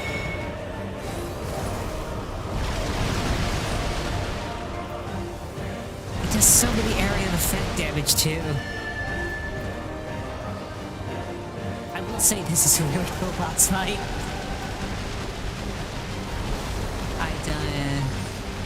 I hunt you up now. Swish past your right. Yay.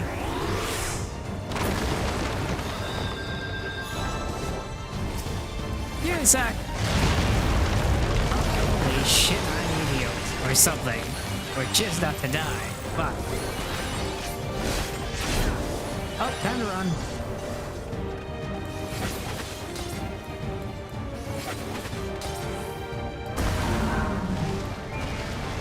Oh shit, run!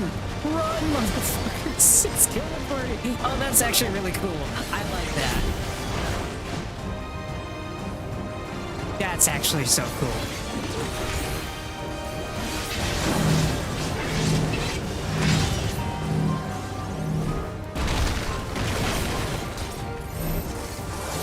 Can you hear that?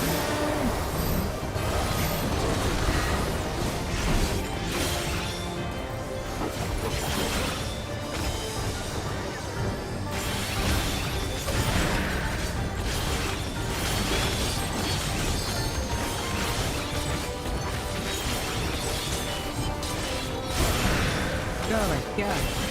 Continue to your chat, focus on the fighting. I can do both! I'm a master multitasker.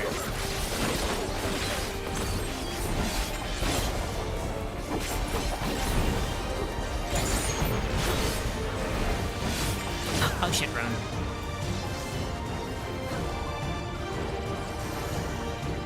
I probably should have not used sprint just yet. Oh, got sludged. Gross.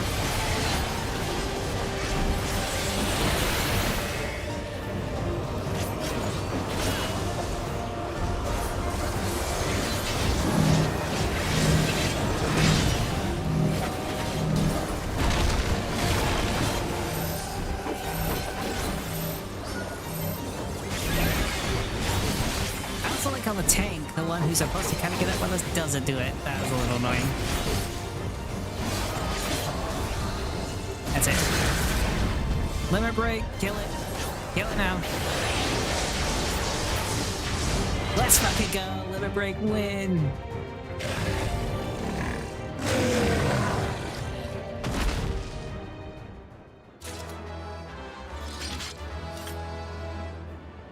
That elephant was our tank, damn it. I feel like they're leaving me with all the shitty loot now. Yeah, they left me with all the loot. Dang it. Okay. You have a solution for your death? Just stop dying? Oh my god. Thank you so much for your advice. I'll take it to heart. I actually started D1 on Xbox 1 year, like a year after release, and it was really goated because no other zombie game was like it. That's fair.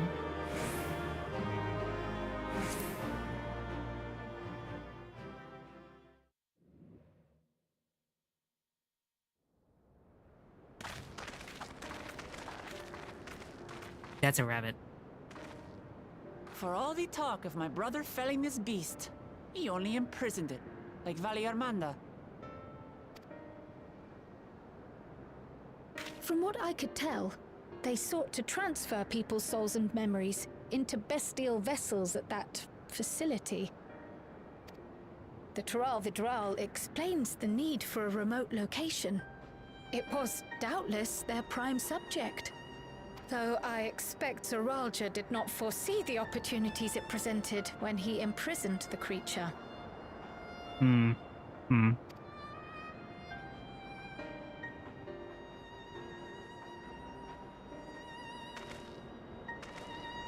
Oh, it's still alive. Oh, great, let's go. Vision time. I didn't think I still got those.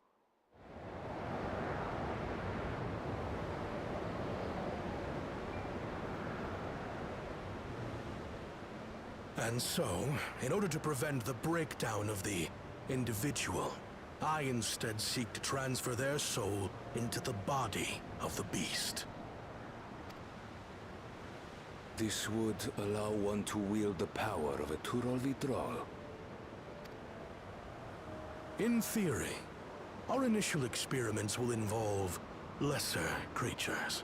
But in time, I am confident we will be able to bring even the mightiest under our control. And what becomes of those who offer their souls? As they won't be able to return to their original forms, we must consider them lost. But the sacrifice will be worthwhile, for the army you stand to gain will far surpass any composed of mechanical soldiers.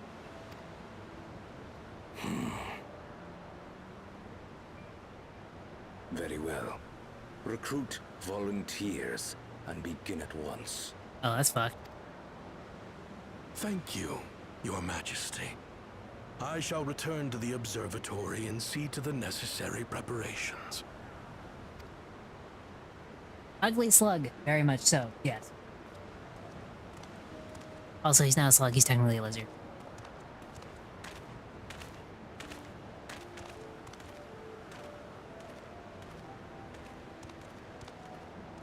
So, you've given him permission? Teshalja, you will assist Kaniloka. Hey, never mind, I love reptiles. Wow, you like reptiles so much, so you're like, yay, let's put the soul of our things into other monsters, and, you know, it doesn't matter if their bodies die, it's fine.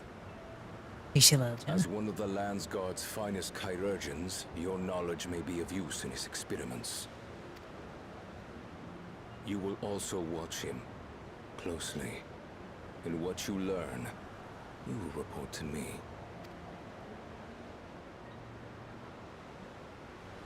You object to his project? Or are you incapable of performing this duty? No, Your Majesty. Whether we shelter within the dome or expand beyond it, we require great power. But with no one to rely upon, we must take that power for ourselves, even if the means are questionable. I will do as you command. But if Kaniloka's work bears fruit, I wish to beg a boon. What do you desire? Something that I had accepted I would never have in Tuliyolan. That I believed would forever be beyond me. That it was foolish to covet. But here and now, it is close. So very, very close.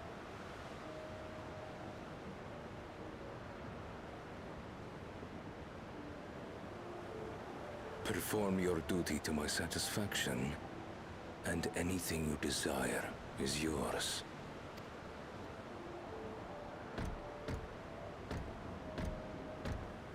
That which I seek does not lie within this dome.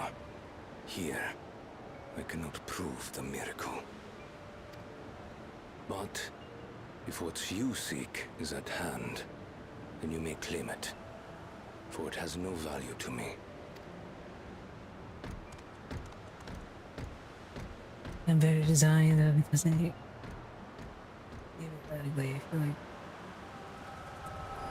Oh, I wonder why. I wonder why there's a Galuja. And you know, I wonder. Because out of bed, I don't know. It's Final Fantasy design. They're technically a beast race. Beast races kind of always look like that, you know. I don't think you were ever gonna get like Argonians, if that makes sense.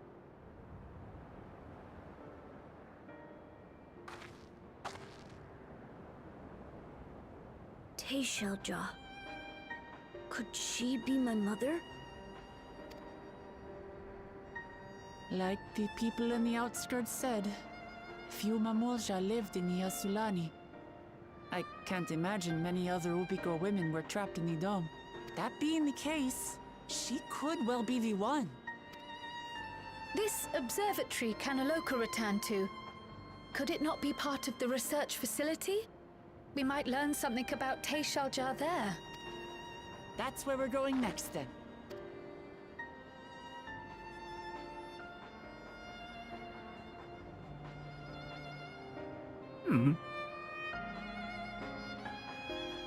The world design is so good in this game, I swear.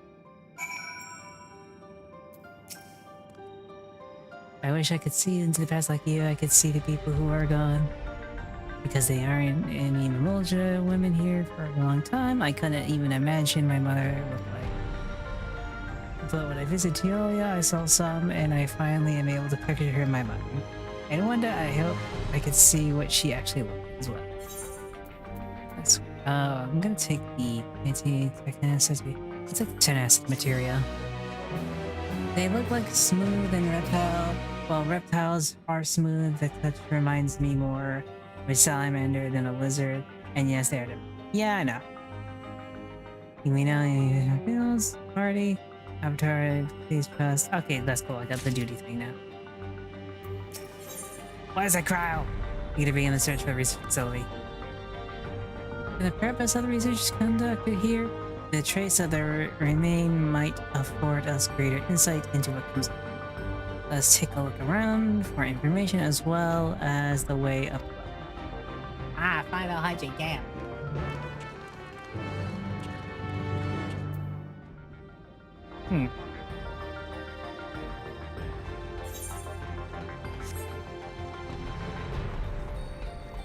Searching the upper levels of a research facility. X, Y. Why would you do this? Why have you done this to me, X? Why? Oh, could ya? No.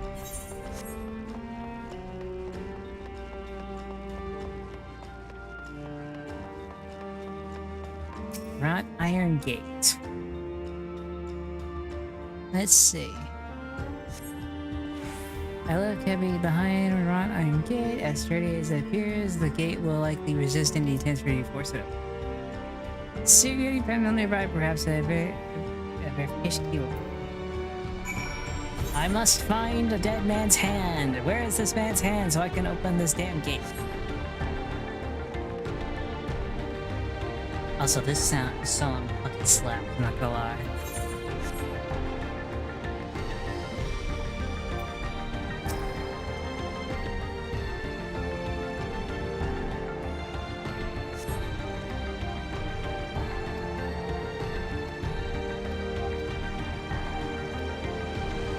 Nothing.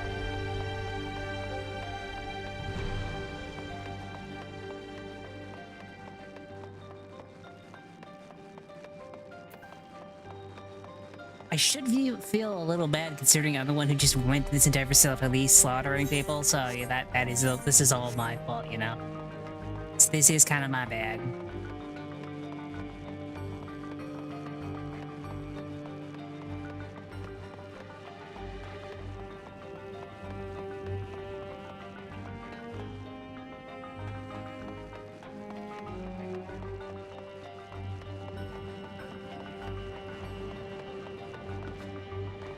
If we find this in a cabinet, I'm gonna be like, fail.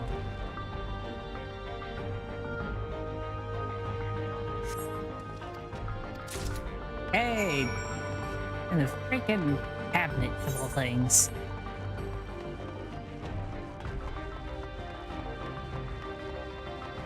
I feel like Final Fantasy has always done a very good job at like mixing fantasy and technology, and like, you know, that's been like their thing since even like the first Final Fantasy. I know it's a big thing in Final Fantasy 3.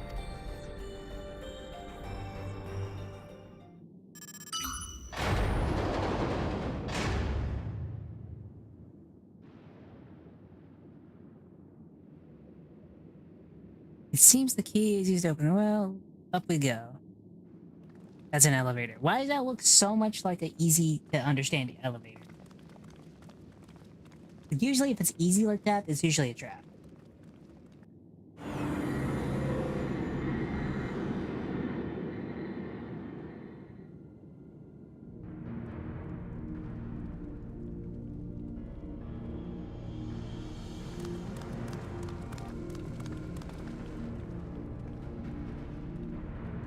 So this is the observatory.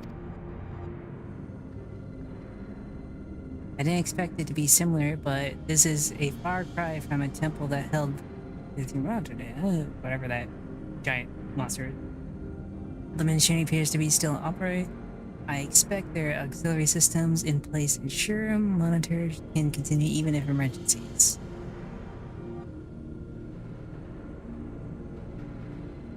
The warnings indicate various anomalies related to the seal's failure, most likely for a blessing we managed to fell the beast before it could cause harm. That's fair, at least.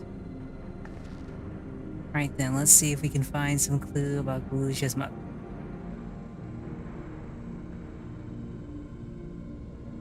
I think I can use the terminal. Shell taught me how.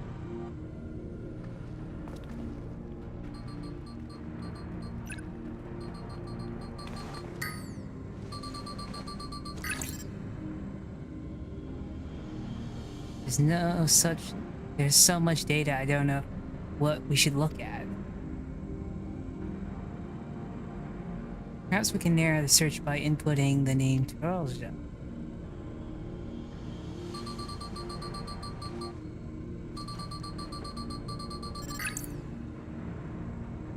I brought up a loss of results.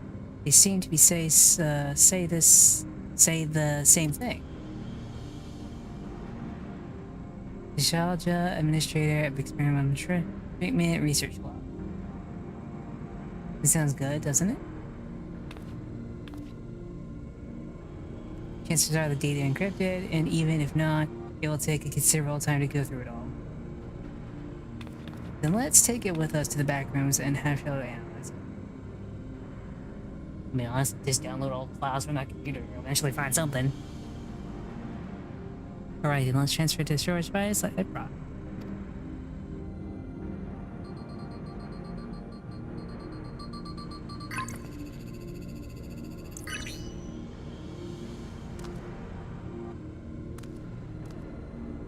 There it is, finished.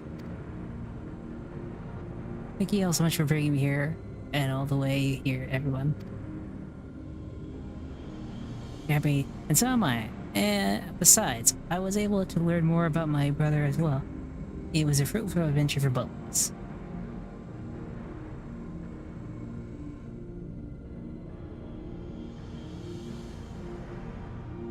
Let's go.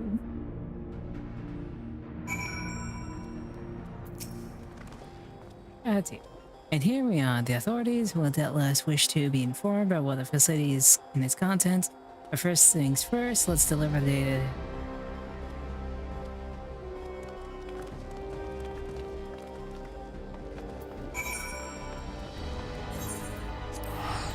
Teleporting to Solution 9.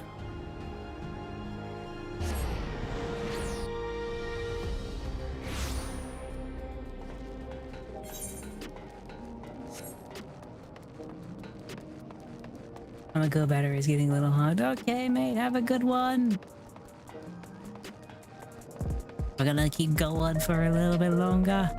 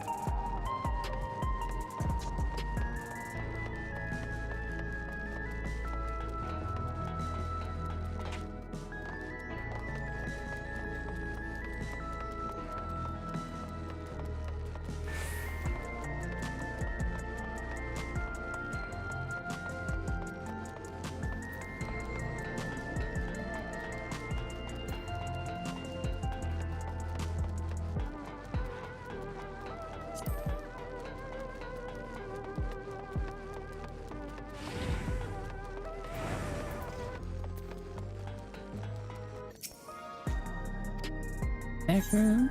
Yes, let's head to the back rooms. Like, everyone has ever wanted to go to the back rooms, my gosh. He's already given me the storage device. There's a lot of wealth of data, all of which is encrypted, so I'll need time to process it. Enter the city and check on the people. Their mood has a bit of worried. I don't even if there's anything we can do to help, but we'll see. Understood. I'll know as soon as I finish my work. Thank you. See you soon.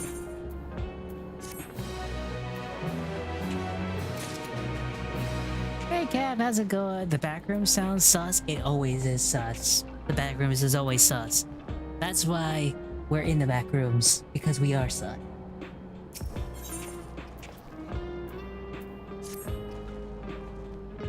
Isn't wrong, the mood out there is still grim. Some of Tyrell's remember time before they weren't dependent on the soul system, but even they're unsettled. They're wondering aloft if they'd have the chance to reunite with old friends and family before they pass on. With good reason too, their journey home wouldn't be an easy one for those who've grown old. That's why it's mostly been younger folk who've been leaving Tyrell, ones with no elders to care for. Word of that problem has reached us until my brother is doing all he can to see extra railroads restored to operations so that people may come and go more freely. Fortunately, the track only goes so as far as the vanguard, so traveling by foot will be a necessity. Even so, the railroad would make things a slight easier. How long before back to service? Couldn't say. When I left it for this visit, Kono seemed reluctant to make a promise. While she'll work on the data, we could go and see the state of it for ourselves. The Shillong station then. We'll make sure to keep Kono informed.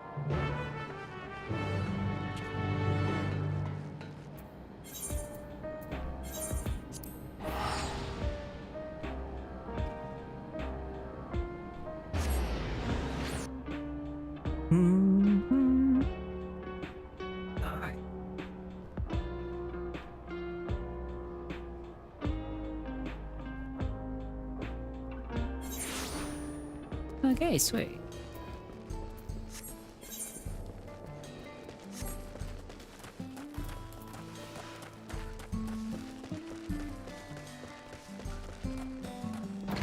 I'm gonna be honest, I love this area. This is what I'm talking about, the lands. Giant cool dome in the background, but let's be honest, the Wild West feel of this is so nice. It is so nice.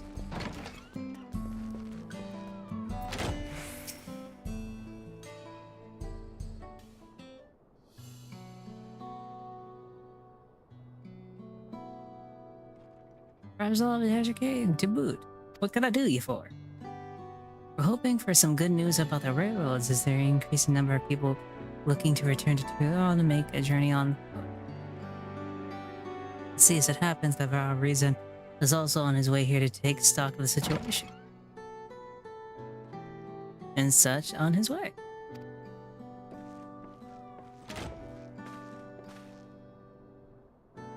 Oh shit, you got a new getup, mate. Nice.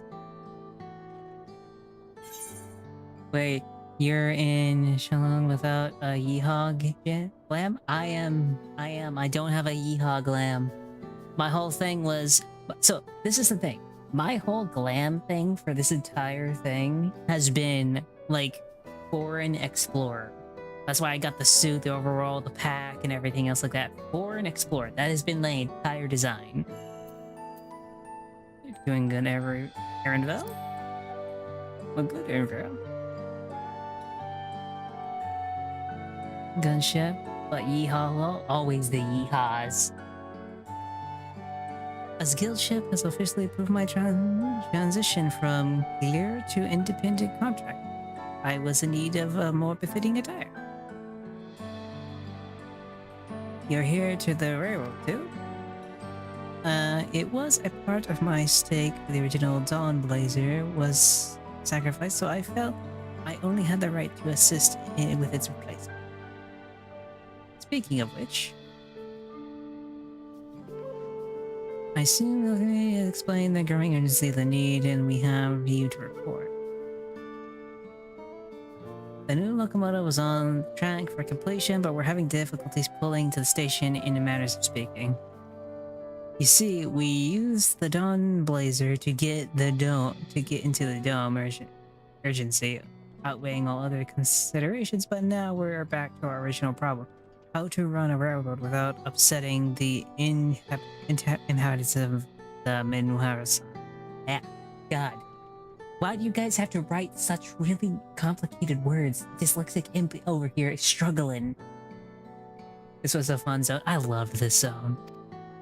Like, out of all of them, I think this is one of my favorite zones, period. Just because Wild West feel. The Reckoning, though Hairstall follow them, are none too pleased about their pistols being spooked by those noises of the locomotives either. The solution I've devised to quiet the railroad should address that complaint. But silent trains present a different danger. The Reckoner will need to be deterred from wandering across the tracks. I suppose we can just blow the whistle at them when they panic and be put off by it again. We're at the railroad's red light to avoid the Reckoner's preferred gaze area, though? It's how they're getting so close in the first place. Reckoner gazing patterns have shifted since the track relayed. I am not certain why, but I intend to ask the people of their insights. As a major proponent of the railroad, I have a duty to assist in this matter, and I too would hear the heroes have to say about it. They are the ones most affected, after all. I believe it would be best for the beginning construction, their leader, Haruto. The rest is up to you to accompany the heroes or come in if you like. I guess we're gonna go check on the Harutos. But yeah, no. I'm curious, how many people... Oh, wait, damn. I was gonna say, I was curious how many people here actually had cowboy outfits. Actually, someone. He just misses in the cowboy hat. He missing the cowboy hat on that one.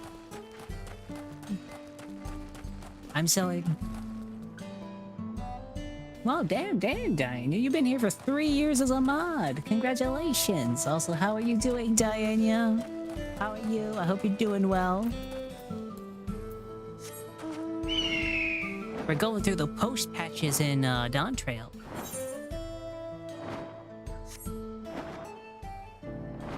Let's see. God, I love this area. It really is just the Wild West, and I love it so much for that.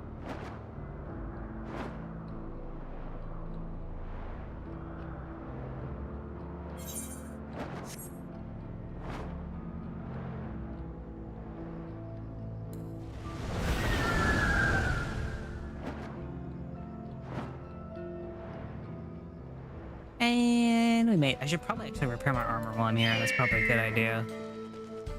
Independent vendor. Repair all. Yes. Ah, damn it. Fine, I'll hydrate. Shit. What's wrong with you guys?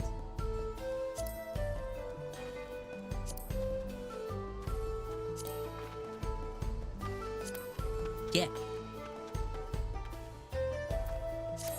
Here's a plate. I got all my repairs done.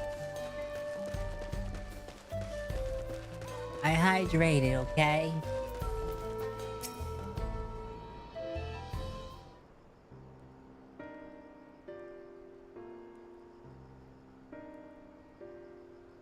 Resolve, reason, I bid you welcome to our camp. But what brings you all the way to here? Thank you for seeing us. Our visit concerns the matter of Charles Railroad.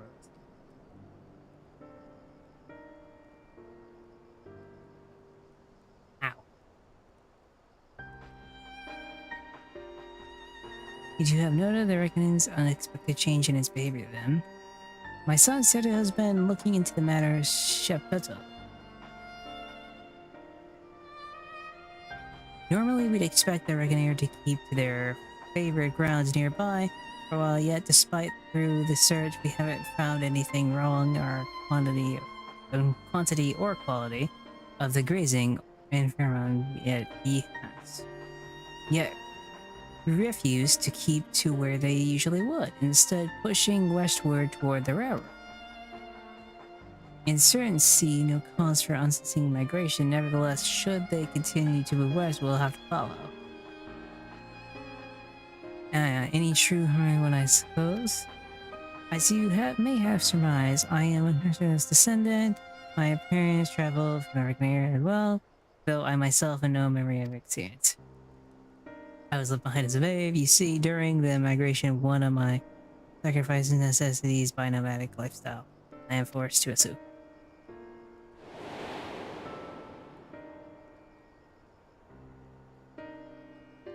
Counteracting time for mission. Reason I survived, taking pity on me, he taught me to trade, and I might influence. I became a stallkeeper until the yarn market. That's where the Dawn servant found me and adopted me. I'd already been in a place some when Lemony came to join us. Like me, she had been cast aside by her parents. I knew the pain and wanted to spare her some. As this tiny child's new brother, I swore I would always be there. That's sweet, at least. That's sweet. Surely I've never heard of Ragnar choosing a path of horrors as forcing such a terrible decision, nor heard as willingly leaving their own flesh and blood behind. There must have been an explanation in circumstance. I cannot say the idea of following their footsteps, that I might better excuses for them, their actions never much appealed to me. But if they had good reason, wouldn't you want to know? That's a fair point.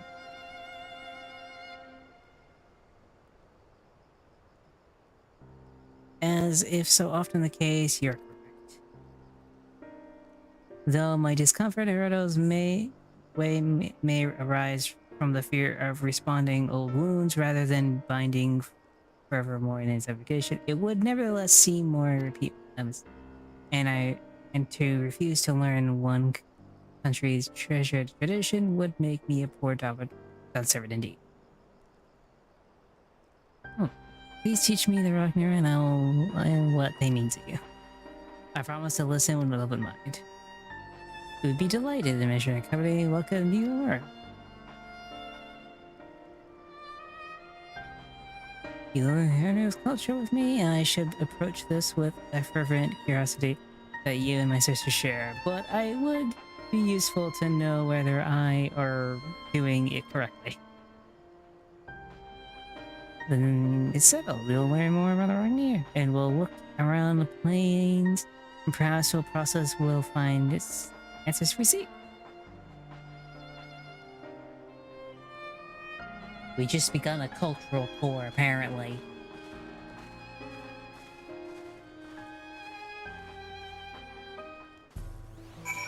But I'm gonna be honest, as much as I want to continue this, I think we're gonna stop Final Fantasy for a bit, but I'm still gonna be streaming. But I did want to react to something, because there is a video I found earlier that I thought was just hilarious, and I haven't actually watched it, but the concept of it kind of seems interesting.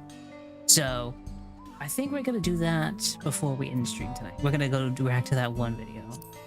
Give me a second. I'm gonna change up everything real quick.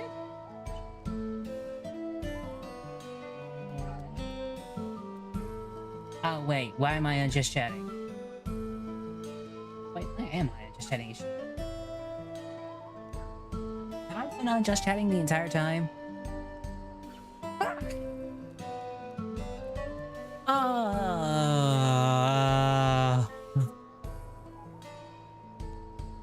guess I don't really need to really change that much because I'm kind of doing a just chat. So just, I guess, give me 1 second. That's a 1 second. Gotta bring up the actual video and close out the game.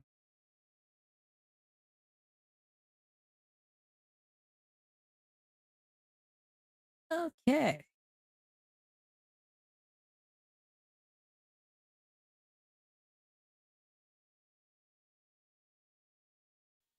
Okay, this video is by my brain's blanking on the name real quick.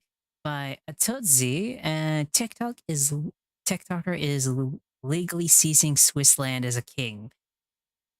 I'm so confused about this, but I'm so intrigued. I'm gonna be honest, I gotta know. I gotta know. This TikToker crowned himself king of Switzerland, built a fake military, started seizing, claiming, and collecting. I know it's 5 seconds in and I'm already pausing, but he has an APC. What the hell's going on here? Collecting land, and somehow local governments still can't fully stop him. So this is definitely one of the more bizarre stories I've covered here in a while, because apparently Switzerland kind of has a king now, at least a self-proclaimed king, and he's doing everything in his power to gain as much power through, you know, a whole bunch of weird legal loopholes. But no, this is the fuck. Why is monarchy returned? What the? I'm now concerned. This isn't some like random ceremonial mascot or random billionaire. No, this is a actual guy who crowned himself king, built an empire, created his own military faction, minted his own currency, and legally claimed over 100,000 square meters of Swiss land. So that is actually a whole lot of land. And the wildest part of all this is somehow this is technically real. So meet Jonas Laumener, a 31-year-old Swiss IT specialist who decided normal hobbies, no, they were beyond him. That's way too boring. Instead, he So, I can kind of tell the king aspect considering he dresses as a knight. I wonder if he does I wonder if he does like medieval fests a lot. I wonder if this is where this all spawned from. This guy read too many medieval books. He's like, I just must be a king in real life now. I just have to be a king. There's no other option anymore. I just got to do it. So I'm like, what? How did you convince people to do this? And how the hell did you get an APC? became the Royal Highness, and I guess the new king. Okay. Before anything, how much did that fucking fit cost? That's it. I'm making it imp soup. You don't get to make imp soup until we figure out why this guy decided to crown himself king of Switzerland. King of Switzerland. Fascinating LARP. But the LARP has legs. It's kind of real. And that's where it gets very bizarre. Because the dude has a crown, a coronation ceremony, an imperial flag, a fake currency, an armored vehicle, wait, no. I'm curious now. Flag, what was that? A fake. What? How is that? What the actual shit? One Veller equals what? 1 Veller is equivalent to 19.30 of a dollar. That is Ash. What the? How is his fake currency worth more than some other currencies? Like, what? He did this in 2017? He minted this coin in 2017. Why does it say 2017?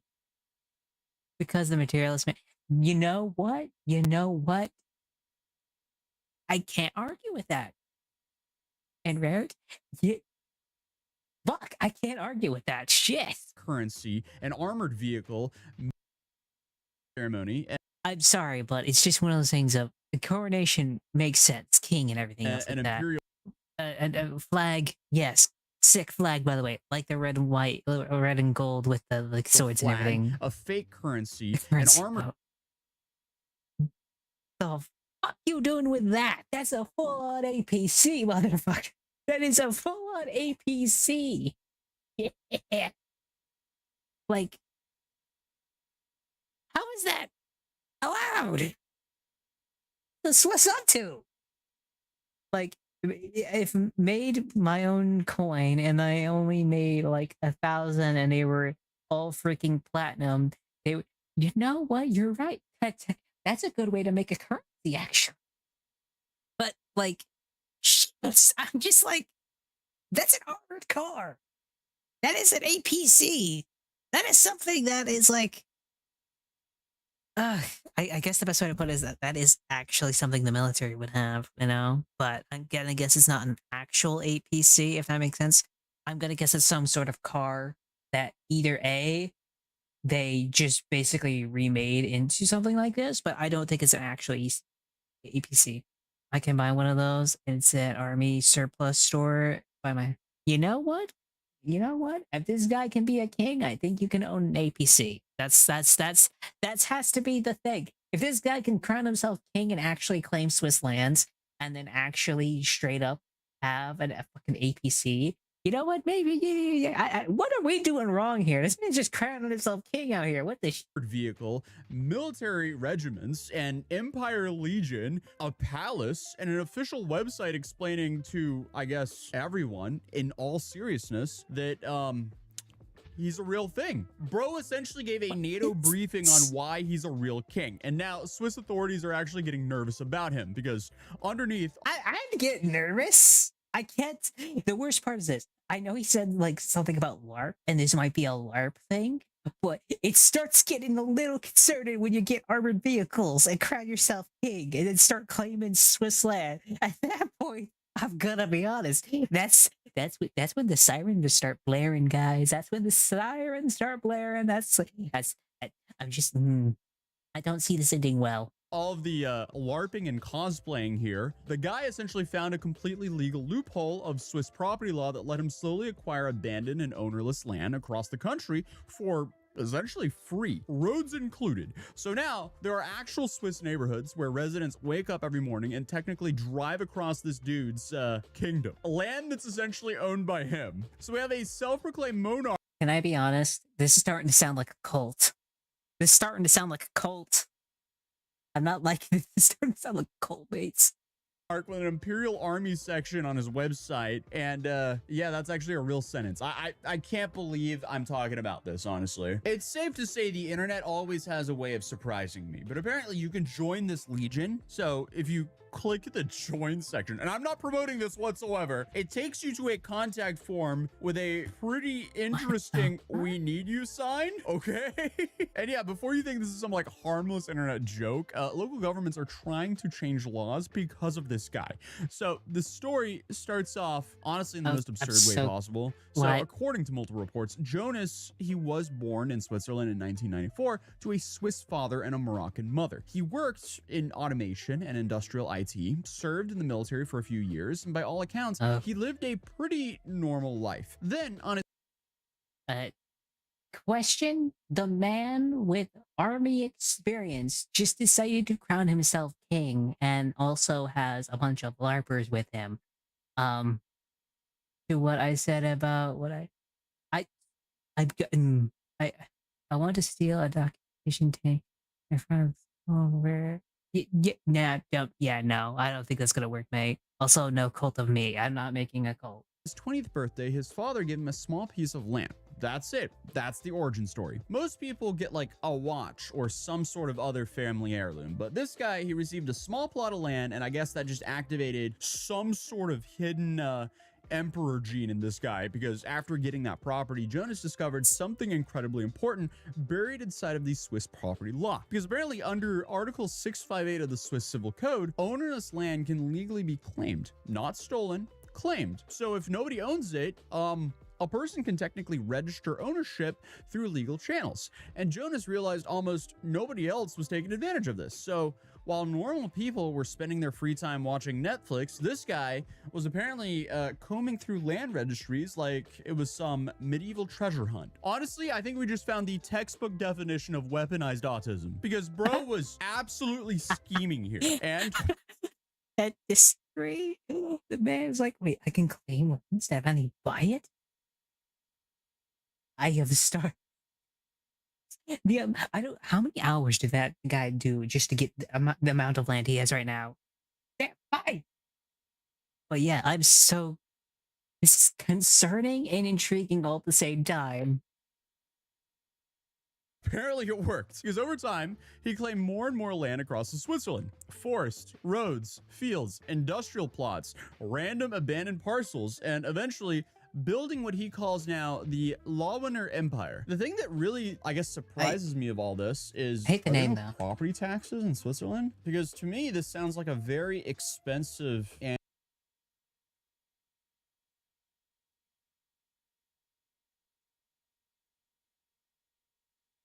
Thank you so much for the raid, everybody. Welcome in. How's it going? I hope you're doing well. We are currently figuring out, apparently a guy decided to LARP around and crown himself king in Switzerland. And he has like actual APCs and everything else like that. So that's a thing. Let me shut you up. I'll just do that real quick while I'm not trying to comprehend the madness of what I'm hearing, basically.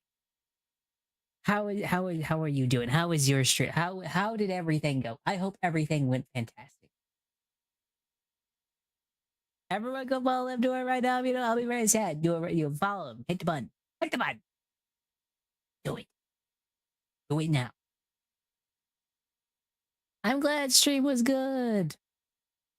Box fun. Oscars was having fun, things to discuss. I'm wondering if he is going to cover the new Lego drama? I'm not sure. All I know is this is freaking insane. There is a guy out in Switzerland claiming land, like abandoned plots of land, and is LARPing as a king. He has an APC. He's technically a military veteran in Switzerland, so it's not like he doesn't have military experience, but he actually had like a coronation and everything, and I'm like, oh my gosh, the fuck is this? Was 11-hour quarantine zone? Oh damn, quarantine stream. Yeah, he is using a loophole in the laws to claim land. It's sick. I kind of want to go through this because I'm like, what the hell is this? Why is this a thing? I'm not making a country. I don't feel like you guys want to be ruled by me. It's not gonna be going well. I will probably. You know what? I will be a cruel ruler, in my opinion. annual bill, 0.1 to 0.3% of the property's assessed value. Okay, so that, I mean, that's relatively low, at least for US standards, but still, I mean, if he has 100,000 square meters of land, you would assume that wouldn't be the cheapest bill. And before the dude starts having people move onto his land, he starts charging them taxes so he can pay his own property tax. Who knows? Regardless, I guess at some point, once he collected enough land, he realized, you know what? This land needs a monarchy. So in 2019, at the age of 24, he rented a Niedeg church in Bern and held himself an actual ceremony. So he showed up in full royal clothing with a jewel-covered crown while a choir sang in the background like it was like the ending of some sort of... Fuck you, how much did this cost? You can't rent out a church, a choir, plus all the jewels. How much did this cost you, mates? You're eating size property for the... What? Fantasy movie.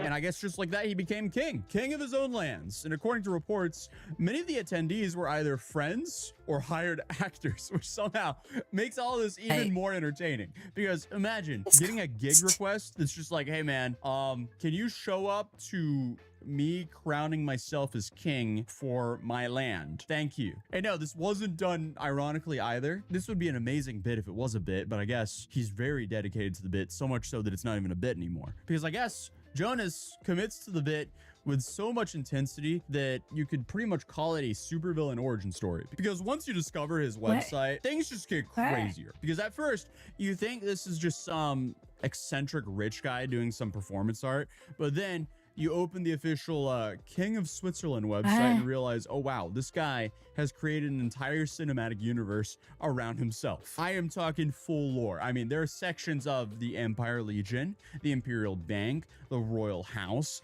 the Law and Constitution. There's an Imperial flag, an Imperial anthem, citizenship applications, military patches, royal titles, and pages written with the seriousness of a government archive. And the funniest part is the tone here, because every paragraph sounds like like it was written by someone trying to explain the backstory of a fictional European nation in a grand strategy game. Like, you Everything I'm hearing hurts to hear.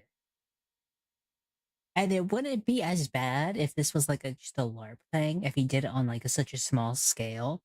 But the fact he did it with like hundreds and hundreds and hundreds of pieces of like acres of lands, and the fact he has like actual armored vehicles and rented out an entire church shows me that this man so either has money or something. And I what is this? You could not tell me this guy doesn't have thousands of hours on Age of Empires. Because at one point the site literally He says has Jonas to. He Larvener does. lives between two worlds, everyday practicality and symbolic kingship. Whatever that means. Like, just Is this guy like an actual monarchist? Is this guy like saying we should bring back the monarchy? You should just be me. I should just be the king again. Symbolic kingship. imagine being his co-worker at this IT office he worked at. Oh, what happened to Jonas? Oh, yeah, he became a king. Oh, okay. But somehow it gets even more dramatic from there, because it then goes on to describe how he systematically started acquiring plots of land, and he described the whole thing as his campaign. And his campaign, I guess, was just acquiring a bunch of forests, roads, and abandoned plots as the foundation for his land empire. And the site also insists that he's not trying to overthrow Switzerland, and he says he respects democracy. Yeah, this motherfucker had to put that in there. This motherfucker knew if he started doing this and did not put this exact sentence into this thing, he would be so cooked. He would be cooked beyond cooked. I'm gonna be honest, they would probably go like, yeah, we're not letting that happen, and just boom. And Swiss law. In fact, there is this like wholesome section where he starts talking about Switzerland's mountains, lakes, forests, and democratic traditions, like he's filming some sort of like tourism commercial. But then I guess 2 paragraphs later, he's suddenly like Field Marshal of the Empire Legion and Admiral of the Empire Fleet. Like, what? And then let's see, that was also Grandmaster of the Order of Merit. Hold on, what?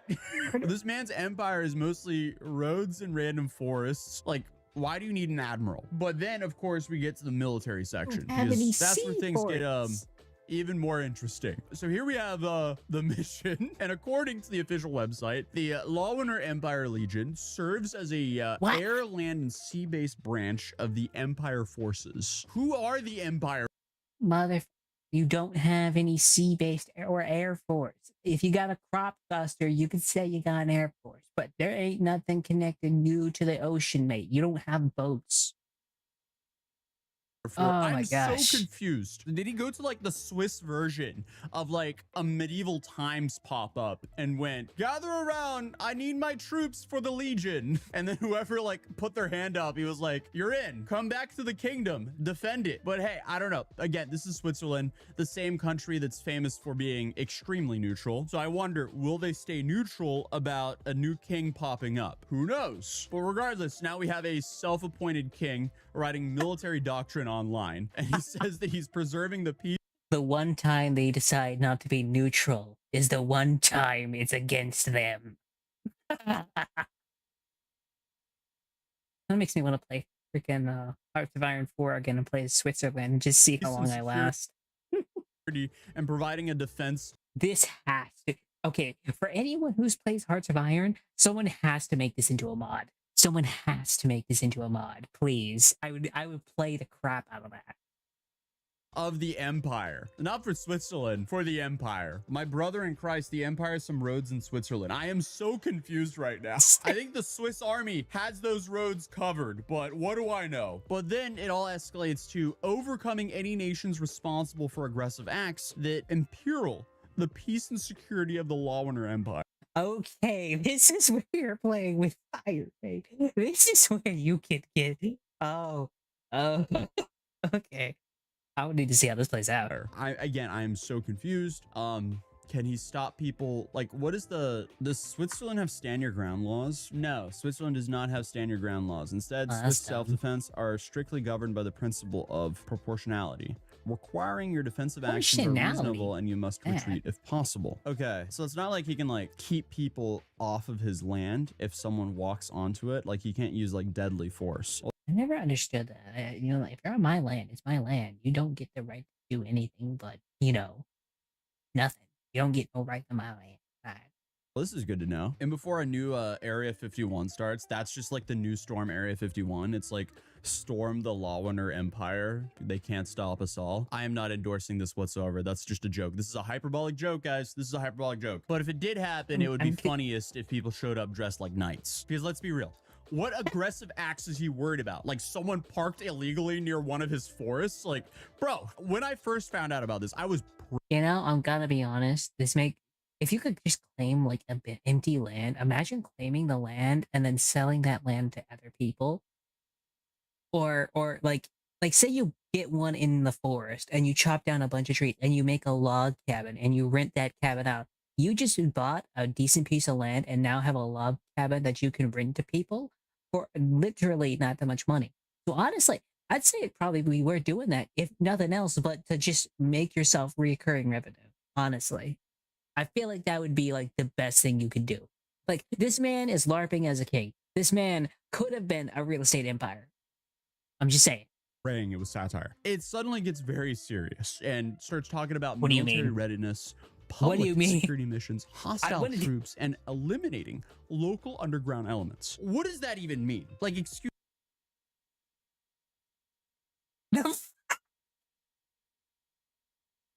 Chat, I'm not one to think things like this. And I'm not, I guess that's not the way to put it. I am not one to go like, the crap is going on, or like, this is a train wreck.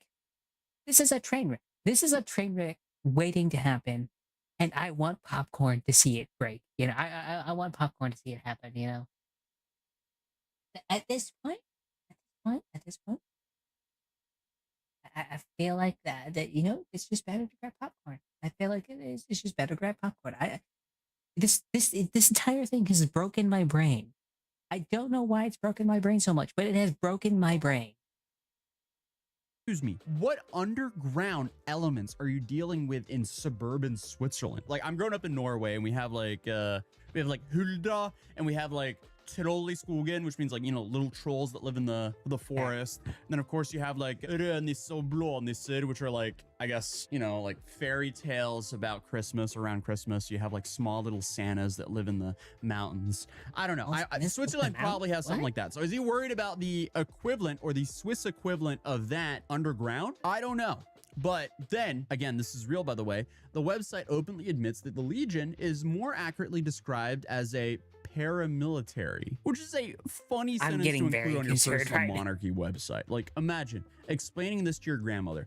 No, grandma, it's not a fake army. The website specifically says it's a paramilitary. Yeah, I don't know. But the deeper you go into this website, the more it feels like Jonas just watched every historical drama on Netflix and decided to combine it all into this like personal story arc. And as if you asked, yes, there is a Legion oath. I'm serious. He made his own dang Pledge of Allegiance. What is this guy on? And where can I get some of it? Because this man is high on life at this point. This man must be high on life, because what is this? Because before joining the Empire Legion, recruits apparently have to swear loyalty before God and to the Empire, their fellow companions, and the Emperor. So is he a king or an emperor? Or are those synonymous with each other? An emperor outranks a king.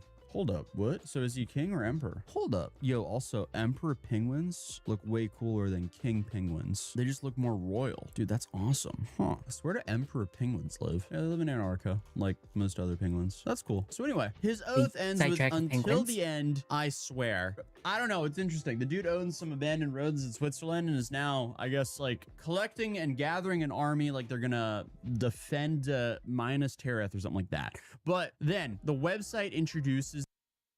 I hate that he said that. I actually, okay, no. Minas Tirith? It's Minas Tirith. Thank you very much. Minas Tirith. This man needs to go, he should be forced to rewatch The Lord of the Rings. Minas Tirith, damn it. I don't know why that got me so nettled, but I'm actually mad about that. Like, actually mad about that. I don't know why I'm actually so mad about that, but I am so mad about it. I'm not, what the hell? I don't know why they got me so nettled. the command structure of the Empire Legion, which is where things become, again, maybe slightly concerning, because It's according very to the site, concerning. the Legion Command oversees multiple regiments with main operating lands. One regiment operates in Switzerland, one operates in Morocco, and one apparently has main operating lands in the Ukraine. Okay. And I feel like this is kind of the moment where it's like, haha, funny guy LARPing as a king in Switzerland to, hold up, what is he doing in the Ukraine? What am I even looking at here at this point? Yeah. I don't know. Now, I'm not going to speculate here whatsoever, but he does own a decent amount of military equipment. According to multiple reports in his own website, he has antique cannons, armored vehicles, and what some outlets describe as a former East German tank. Again, what's going on here? I don't feel like that would affect anything that's currently going on in the Ukraine, but still, again, hello, what's going on here? I'm also really confused. The only thing that would make sense that he has in Ukraine is like volunteer soldiers in Ukraine. That's the only thing that makes sense. But even then, I don't think he would do it because it's actually a LARP. Ow, damn it.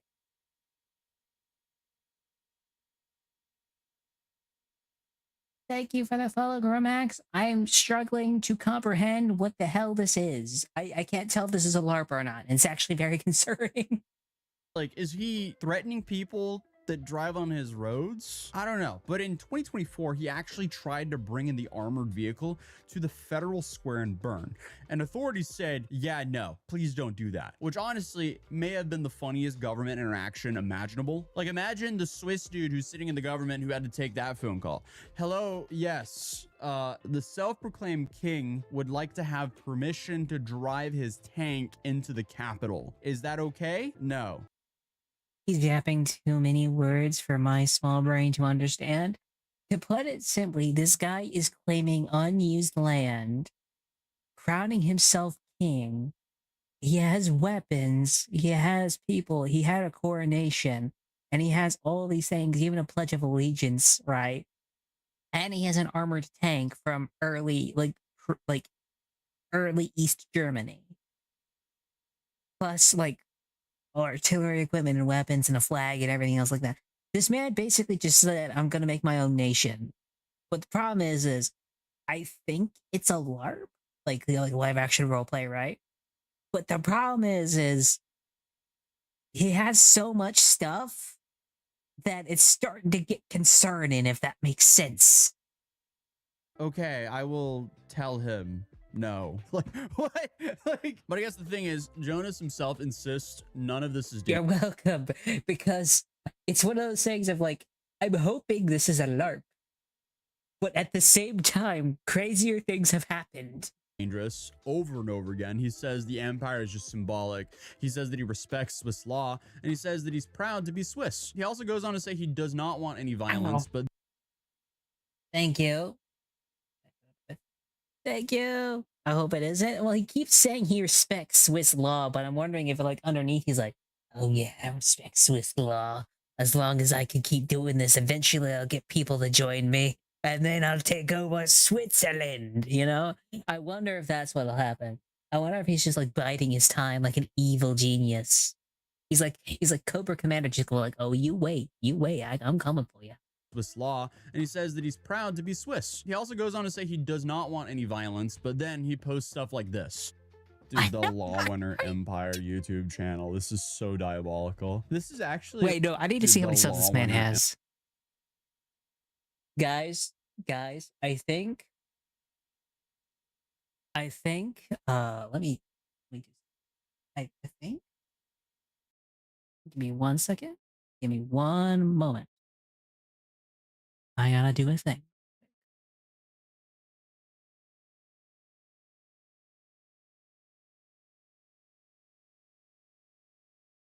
I will say this, shameless plug, but we got more subs than the king. We got more subs than the king. I'm just saying it right now. We are our own empire. Welcome.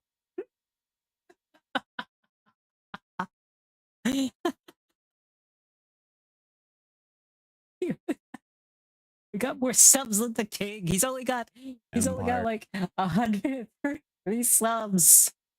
Dude, like 5 minutes ago on it, this guy said so many words. I downloaded to follow. Thank you so much, mate. Honestly, thank you so much. He has it, but no, he does not have an. He has an anthem and everything. My gosh. Our YouTube channel. This is so diabolical. This is actually like, this is some aged lore, by the way, because I mean, like, this is 2 years old. Actually, scratch the whole bit about him going to medieval times, because he probably just went to an airsoft field and he went, hey guys, anyone here want to form a militia? I have some forests and roads to protect. Because honestly, I mean, this is the craziest LARP I've seen. He has a national anthem. Okay, after this video, we're gonna watch his national anthem just because I am so curious. Did I blink like a car light? Because I am, yeah, I don't know. I think, I don't know, honestly. In a long time. This absolutely beats any of the dudes who go to Miami and rent a supercar and LARP with some like rich bro to sell a course. Okay, it's not only that he beats them, he's in a whole new level. If you go to like Miami and rent a supercar to pretend you're rich and LARP about it, my gosh, man, you are not on the same level. This man is claiming territory. He's building an army. He's ready to declare war on Switzerland. You are no way on his level. Fuck you, Legion. Thank you so much, mate. Gosh, what the hell? It's the alcohol we didn't mention. At least this is providing some solid entertainment. Because I mean, like, from what I can tell, it's essentially harmless, but it's still fascinating, to put it lightly. So he's accumulated 0.3 square miles of land. I want to see what that looks like. Okay, so it's not like that big. I'm seeing like a plot in Stockholm that's 100,000 square meters here. I mean, it's a few blocks of a city, essentially. I mean, regardless, I'm impressed. This is a fascinating use of free will, that's for sure. It's giving like airsoft, bro. Fascinating use of free will. More like this guy was like, you know what? There just ain't enough kings today. We gotta fix that. Bros go to Ren Fair. And I'm not airsoft bros, by the way. I have fun playing airsoft from time to time. I haven't played airsoft in like a decade, but airsoft is pretty fun. But I guess the craziest part about this, you know what this man did? This man watched Family Guy and saw Pretoria, that one episode where Peter makes his house his own country. This man said, I can do better than that. That's what this guy said. This guy said, I can outdo him. I can outdo it, yeah. This entire strategy is it actually worked, because while people online are laughing at the crown and the military uniforms, local governments are scrambling because the man genuinely figured out a way to accumulate, I guess, leverage through land ownership. And that's the real reason authorities are nervous. Not the crown, not the militia that he's, I guess, pieced together now, but I guess a lot of the land. I mean, I would be concerned about the militia if it's actually a militia. If it's not, then I think we're good. But if it is, I'd start being convinced. This sounds very, the problem is this. This is sounding like how cults happen. Because like in America, you will have like cults who will literally buy up like acres and acres of land, and then they'll basically make their own like little fiefdom in there. Basically, it's a whole thing. It's like tons of videos about that. Yeah, like, that's kind of what inspired Far Cry 5. Actually, it was such a good game, by the way. Jonas claimed wasn't glamorous. Like a huge amount of it was just abandoned infrastructure, tiny forests, forgotten parcels, and sections of privately developed roads that nobody technically owned anymore. And that sounds harmless until you realize people still use those roads daily. According to reports, over 5,000 people actually drive across those roads owned by Jonas. So I feel like the funniest thing he could do would be set up toll roads. That'd be such a scumbag thing to do. Actually, most that would suck. But the worst part is it's his land. He technically owns it now because he claimed it because no one else was using it. It was an abandoned. Oh my gosh, he could do that. Oh my gosh, it would actually be legal. That's diabolical. Likely, if you started setting up toll roads, I have a feeling he would get shut down. Oh, because that's I guess, when he's no longer harmless anymore. I also say it's funny when, like, I hate toll roads so much, but still, objectively, that could be kind of funny. But it is also kind of funny that thousands of Swiss people are now driving across this random dude's kingdom. And no, he might not have toll roads right now, but he does absolutely monetize this stuff because he says he charges maintenance fees for road usage. He sells construction rights near roads he owns, and he grants access permissions for new developments. So at one point, local officials at Guenci, I don't know if I pronounced that correctly, but local officials there, he reportedly wanted him to reclaim one of the roads. And Jonas initially offered two options: either pay him around 150,000 Swiss francs or rename the road after him. Like, imagine living on some random suburban street and suddenly your mayor has to seriously discuss whether Lawiner Street is worth avoiding some weird legal dispute. You know what? I can't call this man stupid. If they want the land back, you pay the 150,000. You know what? I can't call him dumb. That's what I do. With a self-declared monarch. Like, what is going on here? I feel like aspects of this could have easily been in a Parks and Recreation episode, but naturally, in that instance, local politicians were furious. One official accused him of having an excessive thirst of power and an exaggerated need to put himself forward. But another lawyer accused him of abusive exploitation and tried taking legal action against him. But I guess the lawsuit was dismissed because technically, Jonas wasn't breaking the law. This guy didn't hack the system. He didn't scam people. He didn't forge documents. He just found some extremely weird loophole, and the dude just absolutely ran with it. So now Swiss officials just kind of have to deal with this. And apparently a quote from him was, "I do it digitally and without bloodshed." So hey, at least good for him. But yes, this is why this is probably one of the more ridiculous stories I've covered in a long time, because regardless, Jonas, I guess, objectively achieved what he set out to do. He became famous across Switzerland. He built a recognizable public identity. He gained political attention, and he acquired massive amounts of land and turned abandoned roads into income streams. And somehow, against all odds, he even entered actual politics. So, and I feel like that's kind of the funniest part of all this, is because now we have a self-proclaimed king of Switzerland actually getting elected to a city council seat in Motherfucker. No way he got elected to a city council. No fucking way. You know, at this point, make that man king. That man is smart as shit. That man is on another level of smarts. Holy crap. At that point, crown this, but he deserves it. What a fascinating situation. And one of the reasons why I think this is like one of the funniest things of this whole story is because somewhere in Switzerland, most likely this means there's a completely normal government meetings where a man dressed as some fictional empire occasionally just shows up. So yeah, that's the story of the new king of Switzerland. What do you guys think? Let me know in the comments down below. If you're new here, feel free to subscribe. And I'm gonna be honest, I have to go find this guy's national anthem, because if he has one, I want to know. Let me find where he put the YouTube channel, because does he have it linked? I wonder, does he have it linked? He probably wouldn't have it linked.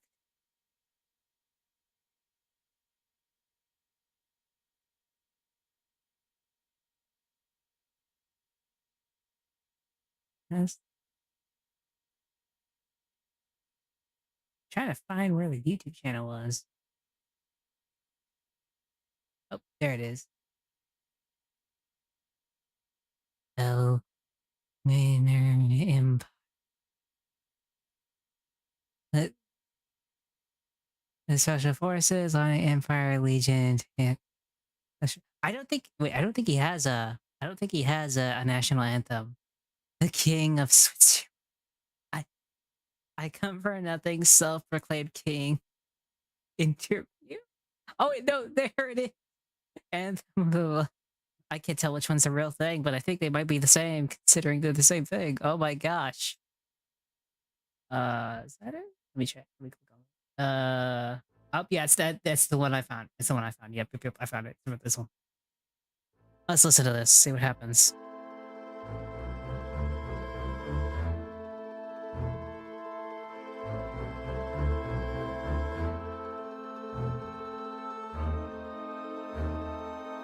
Oh my gosh.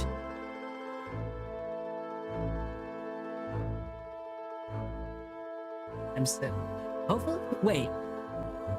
I'm so curious, but at the same time, I just realized something. What if this gets copyright because of this? I might get mad. You know what? We're gonna go ahead with this. We're gonna go ahead with it.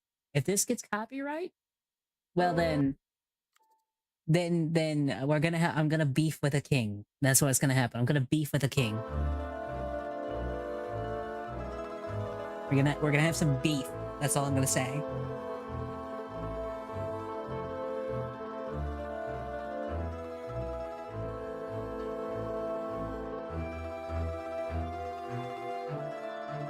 My gosh. I just like, this is real.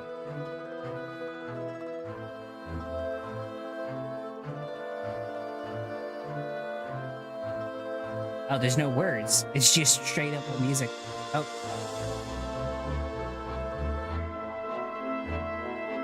Like, honestly, it's not bad music is the worst part. It's actually pretty good. It's very classical, but usually anthems have, like, you know, words to them. He probably couldn't pay someone to do it. That's probably what happened.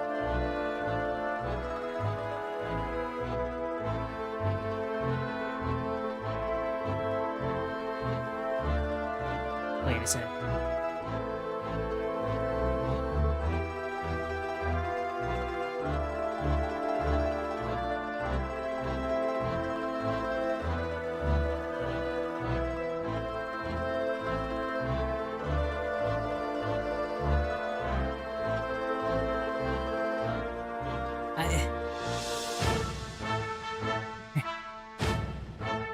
Okay, they actually like the drums.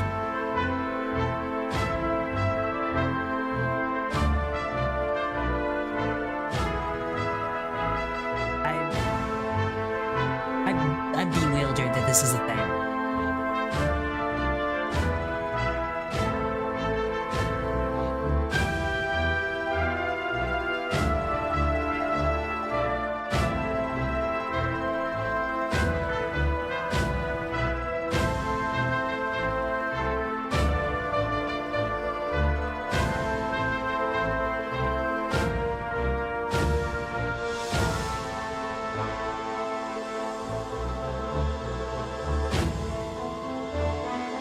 The worst part is it's good.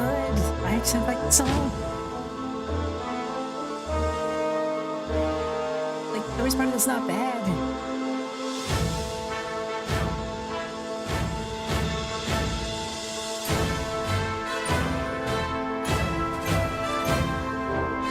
Oh my gosh.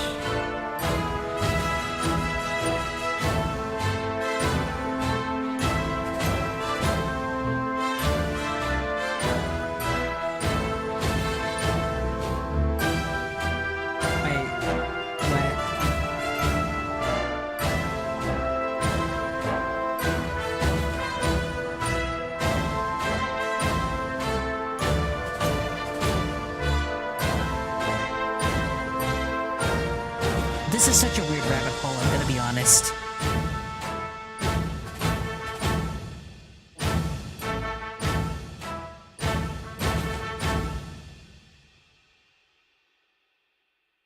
This man has too much time on his hands. This man has way too much time on his hands. Like, the amount of time on his hands should not exist for anybody. That's how much time this man has. And it's like, what the shit? We fucking like... Cause like, the man is in...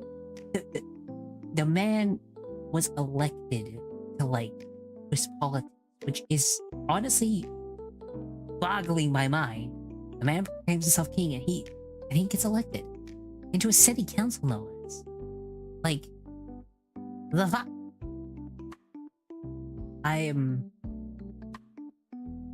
I'd say shocked, bewildered, but more questioning how much time, effort, and money did this guy put into this. Like, this man would have been a killing as a streamer, but my gosh. Oh my gosh. I like... You know what? I think that's probably a good place to call it. Thank you so much for being here, everybody. We're gonna call it a night, and we're gonna go raid out to someone. Actually, we stayed a lot longer than I thought I was, because I'm gonna be honest, I was really tired today. But today was a fun day, so we're gonna go raid someone. The question is, who are we going to raid, and who is even live to raid? So let's see. Yeah, I know, mate. Sorry.